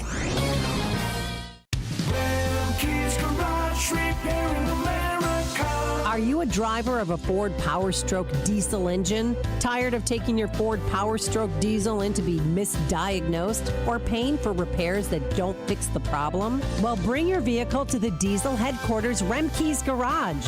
The shop is equipped with state-of-the-art diagnostic equipment and highly trained technicians. Take it to the experts. Take it to Remke's Garage. Remke's Garage specializes in Ford PowerStroke, Chevy Duramax, Dodge Cummins, Mercedes Sprinter, and Isuzu diesel engines and transmission repairs. At Remke's, they'll make your vehicle repairs convenient by offering a free commercial loaner vehicle. Remke's Garage, where you won't spend $1,000 to fix a $100 problem. Call for details and to schedule an appointment at 800-5-REMKES or visit Remke'sGarage.com. Remke's Garage, your diesel headquarters. AM 560, The Answer. All right, coming up on Chicago's Morning Answer. This dude from Winnipeg bought a electric Ford F-150, and he didn't like it. He's going to tell us why at 8:38. But now let's head into the newsroom. Here is Mike. Sunshine, 66 degrees at 8:32. Over 100 people in Hawaii are confirmed dead due to wildfires in Maui. Residents currently... Emergency workers, people with business inside the fire zone. But right now, there is a temporary hold in place that runs from 10 p.m. until 6 a.m. local time. So the general public are not allowed in. Meanwhile, there's just so much heartbreak here on this island as the death toll continues to climb higher. Officials here say that it's going to be a long and painstaking process as they continue to try to identify these victims. You know, people have been told to submit DNA samples so that their loved ones can be identified. Fox's Max Gordon is in Maui. Former President Donald Trump says he plans to release a detailed report showing fraud occurred during the 2020 election in Georgia. And the former president says he'll outline that fraud during a news conference next week in Bedminster, New Jersey. Former high-ranking FBI counterintelligence official pleaded guilty Tuesday to conspiring to violate sanctions on Russia by going to work after he retired for an oligarch he once investigated. Charles McGonigal appeared before a federal judge in New York, saying he was deeply remorseful for the work he did for billionaire industrialist Oleg Deripaska. UAW President Shawn Fain is urging union members to authorize a strike next week. They are 30 days away from their contracts with Detroit automakers expiring. The search for a teen swimmer in Winnetka resuming along the Lake Michigan shoreline. Searchers concluded the day around noon Tuesday after rescue teams responded to 3 in the water during dangerous lake conditions. The federal perjury trial of former Illinois House Speaker Michael Madigan's chief of staff continues today.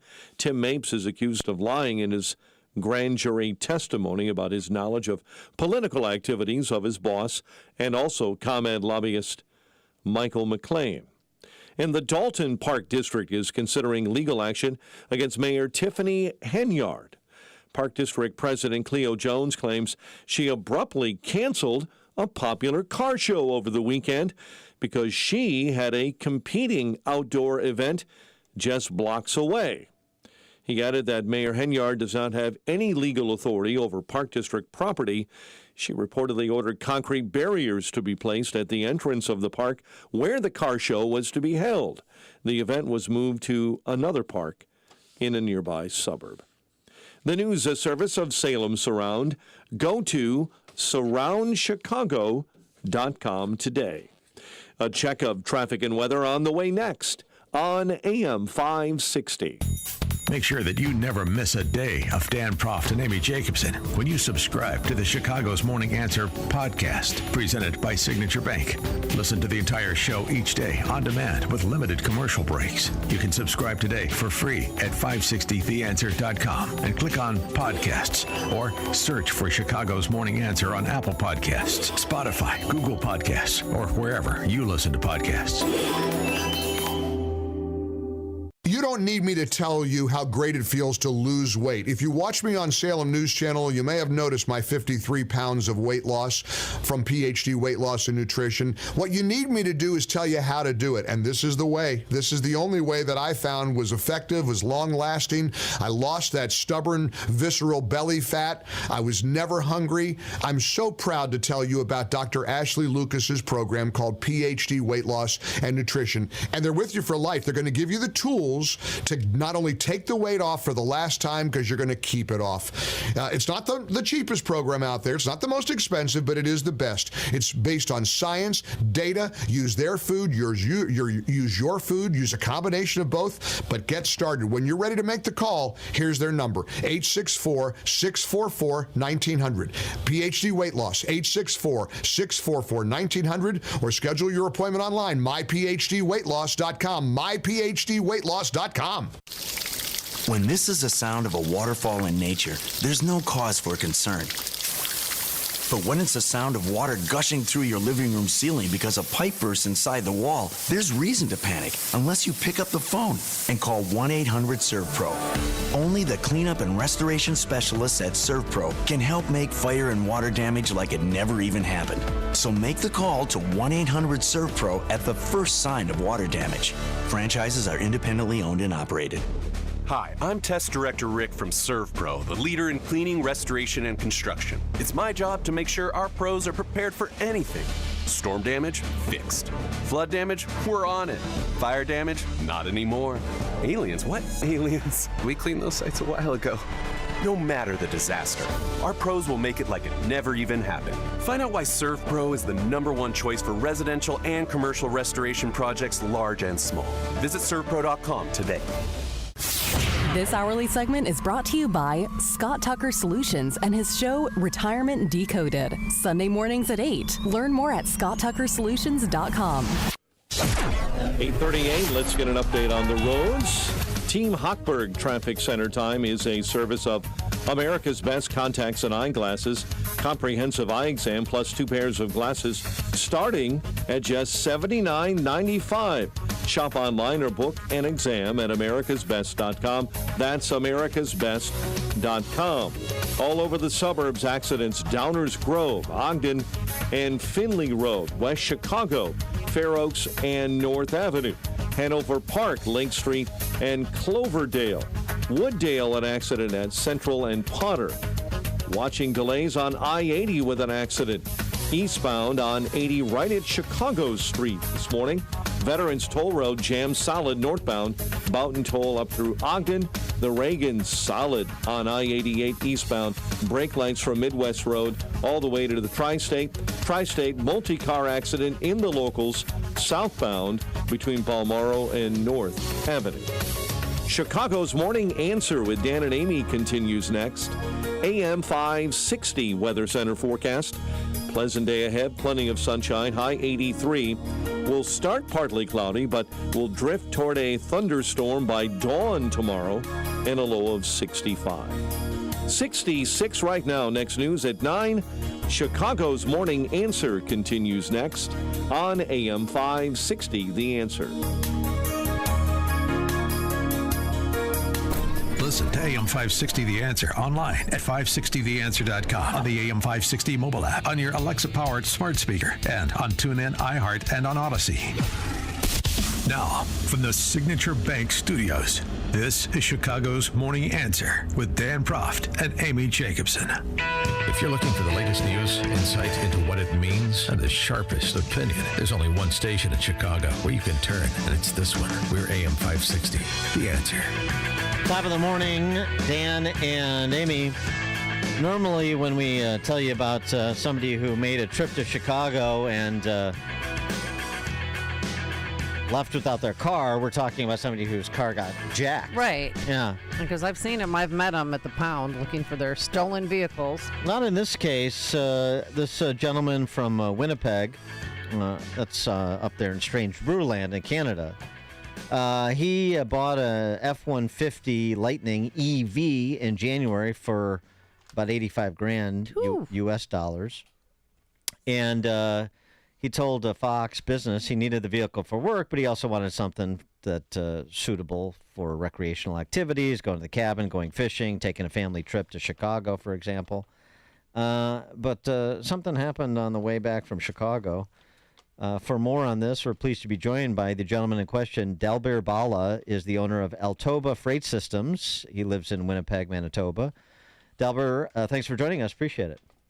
Oh, thanks for having me, Dan. Amy, thanks for having me. So tell us about your strange trip, long, strange trip from Winnipeg to Chicago in your spanking new F-150. Yeah, that was...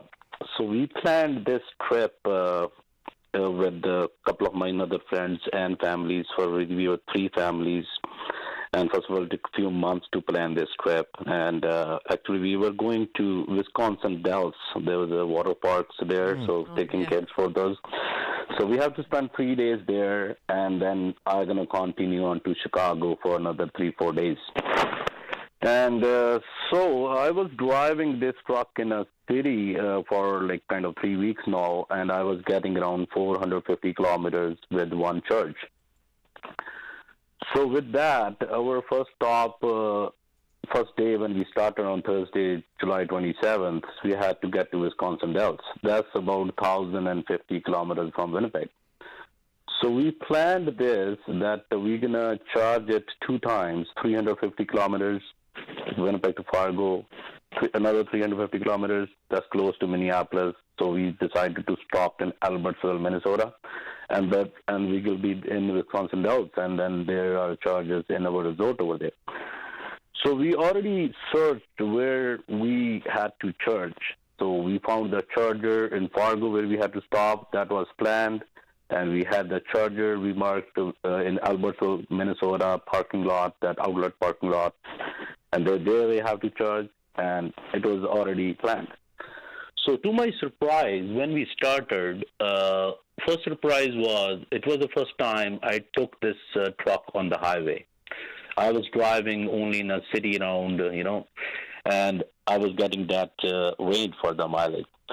But Fargo is 240 kilometers from my place where I live. So that's about like 210 miles, right? We got to do the metric conversion here. 210 miles. Yeah, 210 miles. Yeah.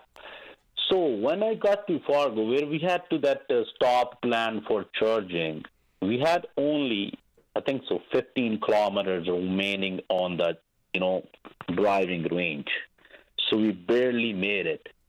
So that shove off 100 kilometers range of driving on a highway, then actually 450, actual advertised, range on this truck is 515 kilometers. Really? Yeah.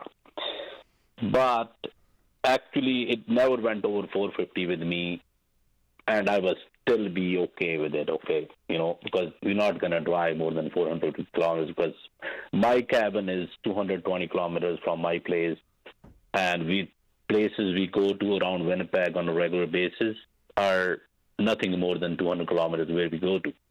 So it's okay if we are getting 450, 500 kilometers in one charge, we'll be able to make our things work. And another surprise when we got to Fargo, the charging cost was, it took 2 hours and 5 minutes to charge the truck. The charger was the level 3 charger in West Acres Mall parking lot. And it took 2 hours and 5 minutes to charge the truck and cost me $56. That was like first surprise and shock for me. Mm-hmm. What? Because it's more than, because I have an SUV XC90 Volvo, I have a RAV4 hybrid Toyota at my place, and I still have my old pickup 2018 Sierra GMC. I still drive it. Even in all those cars, gas cars, the gas could have been way more cheaper even, Okay, so we consumed that part. Okay, so we are on a trip. We need to continue it. So there we go. We got to Albertsville, Minnesota, just parking lot, and just get to the charger, download their app, that ZepNet, Zep Energy, put the credit in there, and trying to start to charge. Charger didn't connect. Tried it 2-3 times. So in my screen in a truck, it starts showing faulty connection. So then I called the number which is set on that charger. So that was a call center. They just told me that they are only call center. They have raised a ticket, and some technician will give me a call back. So we waited around half an hour, and we keep messing around with the chargers if we are able to connect it. Nobody called, and we couldn't able to connect. So then closest charger we found out was the level 3 charger was in Elk River, Minnesota. That was in Coburn's parking lot. So I go there, and to my surprise, that charger was out of commission for maintenance. And at that point, I had only 20 kilometers, no, not 20, 12 or 14 kilometers of range remaining in my truck. And we started our trip 5 a.m. in Winnipeg. It was already 4:30 in the evening at that time. And it was a rush hour. There was a construction going on. There was a highway which was going around there. It was only one lane working. So I didn't want to take any chance, go on a highway and got out of a range, have to tow the truck from the middle of it. And the closest charger from that place, the level 3, was 20 miles away. There were slow chargers available very close, but that would take around 14 hours to charge the truck. Oh, my gosh. So at that time, bunch of us, 3 families, everybody, we were kind of distressed and frustrated. We didn't have a lunch at that time even because, and so we decided that, we don't want any more distraction or frustration with this new thing. So we tore it away, and we took the rental 4Runner and continue on to our trip. No, you rented a car. You rented a gas-powered car, and you got. Yeah. All right, we promised not to tell Justin Trudeau about your carbon footprint, but I understand the exigent circumstances. Yeah. Well, and also too, I mean, you have to, when you bought this car for $80,000+, you had to install a charging station into your home, and not just one but 2, correct? Oh yeah. People forget about that aspect. Well, Tell us how much it costs. It's all subsidized though too. Nothing is subsidized. I don't think there's anything is subsidized. Well, so production is. Yeah, production maybe, but to installing them, should move to Illinois. One charger came with the truck. One charger I have to buy it, but to install them, that the wire, which takes from panel to the charger, is, I've been said, very expensive. And I live just a little outside of Winnipeg. to buy one charger and installing two chargers, the bill was close to $10,000. And then when the charger got installed at my place, my breaker stripped, whole house, power went off. So next thing I know, my panel was short. So of course. Then I have to upgrade the panel. That costs money. Well, wait, so that cost. Yeah, but I mean, just the performance of the F-150 here. So, what it's advertised, you said, it's advertised it goes 550 kilometers on a full charge. It was really going, under 500, 450 or something, like you said. And then the charging that took 2 hours. Is there a bunch of false advertising going on with respect to performance and things like charging time, or is your case novel, do you think? Oh, no, it's been advertised. What I searched, that on level 3 charger, what they said, it takes 40 minutes to an hour to charge from 10% to 90%. Mm-hmm. That's been advertised. Okay? But with my experience with that level 3 chargers, I charged 3 times. And it took, one time from 10 to 90, it took 2 hours and 5 minutes. And same thing second time. And third time, I didn't charge full, so just only charged around 30%. So that took over an hour. So, it is not an hour. So with my thing, it's over 2 hours. I feel like David Horowitz on Fight Back, like I'm doing a consumer report here, and this is a great story that highlights what's being sold versus what people are actually buying. So the car got towed. So where's your new Ford F-150 EV now? Oh, you know what? On our way back, we picked up the battery blew up. No, I'm kidding. I don't know. No, not battery didn't blow up. It got charged. So I towed it to Cornerstone Ford in Elk River, Minnesota. So I called them next morning that, this happened, if they are able to charge it, and they charged it for me, and I told them I will pick up next week. So I went back. I came back on August 3rd, Thursday night. So we picked it up on Thursday night on our way back. At that time, that was another, story. Maybe it's not. I even didn't write it. That night, we picked up that truck from that place from Elk River, Cornerstone Ford. Truck was 100% charged. Range was 500. It was showing on my screen 523 kilometers. And that place we have to charge in Fargo was 213 miles from there, right? Mm-hmm. And it was in the nighttime. And when I got to the charger, I had only 7 kilometers of driving range remaining. And that couple of hours, at least last hour I drove, was scary. Well, you thought you were going to stall out in pitch black. Right. And then we have to tow it again. And then, I remember that what happened a week before when I was going there. And so did you trade it in for a Mustang yet, or where is it? Oh, you know what? The rental car we took was a 4Runner, so we returned it on our way back. But where's your EV? Where's the Ford 150 now? Do you still have it, or you still? Oh, I still have it. Okay. I still have it. I still have it because one thing is, I bought in January 2023, second week of January, and so it got, after a couple of weeks, it got rear-ended for a little, flipped down. It broke a bumper and light assembly and a few little things. But due to the parts shortage and all that stuff, it took over 5.5 months to get it fixed.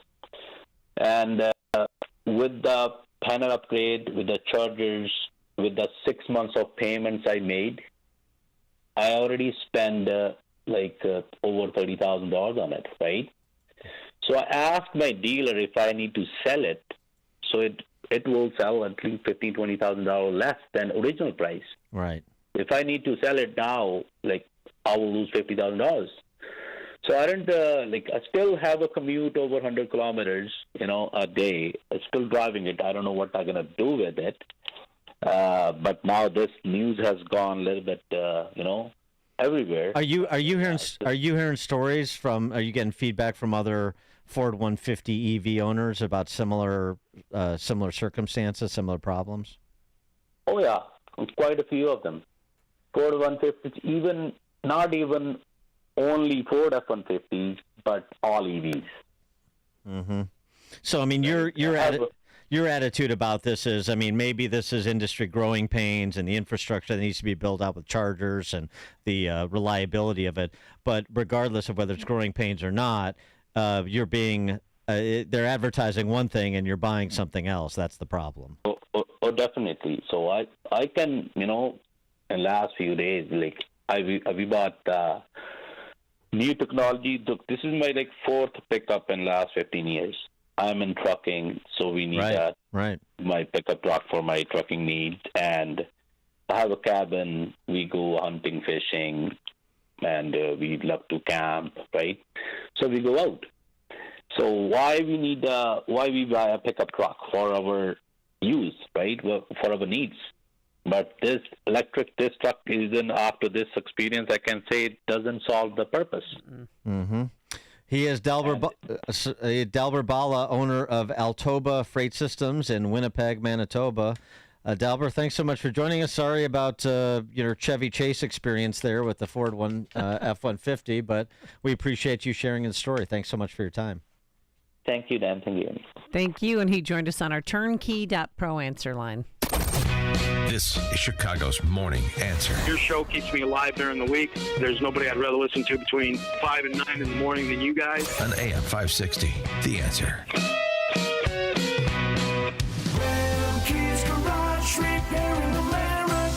Are you a driver of a Ford PowerStroke diesel engine? Tired of taking your Ford PowerStroke diesel in to be misdiagnosed or paying for repairs that don't fix the problem? Well, bring your vehicle to the diesel headquarters, Remke's Garage. The shop is equipped with state-of-the-art diagnostic equipment and highly trained technicians. Take it to the experts. Take it to Remke's Garage. Remke's Garage specializes in Ford PowerStroke, Chevy Duramax, Dodge Cummins, Mercedes Sprinter, and Isuzu diesel engines and transmission repairs. At Remke's, they'll make your vehicle repairs convenient by offering a free commercial loaner vehicle. Remke's Garage, where you won't spend $1,000 to fix a $100 problem. Call for details and to schedule an appointment at 800-5-REMKES or visit Remke'sGarage.com. Remke's Garage, your diesel headquarters. Hi, Dan Proft here. Fellas, June is National Men's Health Month, which is a good time to remind you to take care of your health. I recommend going to my friends at Low T Center. It's where I've been getting my levels checked the past 8 years. It's typically covered by most health insurance, and if you don't have insurance, it's less than $100 for full labs and an office visit with the provider. Low T Center specializes in men's health, making it quick and easy. Go to lowtcenter.com now to book your appointment online. That's lowtcenter.com. Low T Center, reinventing men's health care. A storm is on the horizon, and you need to keep the lights on no matter what. Your business relies on the power being on 24/7. It's the lifeblood of your data and computer systems. Weather-related outages from the power company are not acceptable. Your need for a source of power that's reliable 24/7, along with round-the-clock service that can dispatch technicians to your site immediately, is mission critical. Your business needs Charles Equipment Energy Systems on speed dial. These are the big boys, not residential or solar, but reliable industrial generators for emergency backup or events. When you need more than a 100-foot extension cord plugged into a small engine generator, call Charles Equipment Energy Systems. They keep the lights on with rental generators for job sites or power outages. A storm is on the horizon. Plan ahead. Call now to prepare generators for storms and potential power outages. Call 630-834-6000, 630-834-6000, or charlesequipment.com. You can shed that fat and be slimmer for this summer. No more wearing cover-ups or T-shirts in the pool. NJ Diet will help you the natural way. There are no shots, no hormones, and no surgery. You will lose a contractually guaranteed 20 to 40 plus pounds in only 40 days with NJ Diet. They use your hair, saliva, and blood work, along with bioenergetic scans, to personalize natural solutions and supplements that get your body into the fat-burning zone, so you can finally lose that weight. Then NJ Diet uses DNA info to help you keep it off. Best of all, it's contractually guaranteed. You're fully supervised the entire time to make sure you're burning fat, not just losing water. And you even get Dr. T's personal email and phone number. Locations close by in Skokie and Oak Brook, or available from home with live online video consultations. Call 855-5NJ-DIET, 855-5NJ-DIET, or schedule your consult today at njdiet.com. That's njdiet.com. AM 560, The Answer. You know, we still didn't get to that exclusive interview with Dr. Warde. Oh, it's riveting. What a get. Now that she's got some time on her hands, why don't you invite your gal pal on the show? We'll talk. Yeah, because there's a surge in cases in Chicago, they say. Give her a chance to make some apologies if she's so inclined. All right. Thanks so much to Justin Kosick, our technical producer, Bachelor guy, and to Quinn McCarthy. It is now 9 a.m. WIND Chicago. He is so far ahead. I'm Dave Anthony, Fox News. Former President Trump may have a lot of legal issues, but he's number one by a lot in the first Fox News power rankings for the 2024 Republican presidential race. Former President Trump's lead tops 30 points in most national polls. And in two Fox Business polls late last month, Trump led by 30 in Iowa and 34 in South Carolina. The Fox News power rankings finds the former president's hold over the party is both ideological and personal. Florida Governor Ron DeSantis is second. South Carolina Senator Tim Scott is a distant third. But the only other candidate besides Trump and DeSantis to hit double-digit support in more than one state, according to Fox polls. That's Fox's Jared Halpern. The first debate's 1 week from today. The former president has suggested he may not show up. Fox News Radio will be providing special coverage beginning at 7 p.m. Eastern Time next Wednesday. You can listen at foxnewsradio.com. We've learned President Biden will go to wildfire-scarred Hawaii next week on Monday. He said yesterday, "But I want to go and make sure we got everything they need. I want to be sure we don't disrupt the ongoing recovery efforts." Fox Weather's Max Gordon's in Maui. Aid resources and volunteers continue to pour onto the island. The Biden administration announcing one-time payments of $700 to families impacted by the fires. There are 106 confirmed deaths. Only 5 have been identified as crews search the ashes, with more than 1,000 people still unaccounted for. Today at the White House, President Biden will tout climate change initiatives in the Inflation Reduction Act he signed 1 year ago, a law no Republicans supported, saying it'll be too costly. Now to Ukraine. Fox's Jonathan Savage reports a cargo ship stuck at a port for 17 months after Russia invaded finally set sail. Ukraine set up what it called a humanitarian corridor in the Black Sea after Russia pulled out of the deal that allowed Ukraine to safely export grain. This container ship is the first to make use of it. The U.S. warns Russia is preparing possible attacks. America's list. 71 degrees at 9:02 on AM 560. The Answer. Good morning. I'm Mike Scott. The search for a teen swimmer in Winnetka has resumed along the Lake Michigan shoreline. Coast Guard expecting calmer waters today. They'll walk beaches in Winnetka throughout the morning. Bond set at $5 million for the 16-year-old boy charged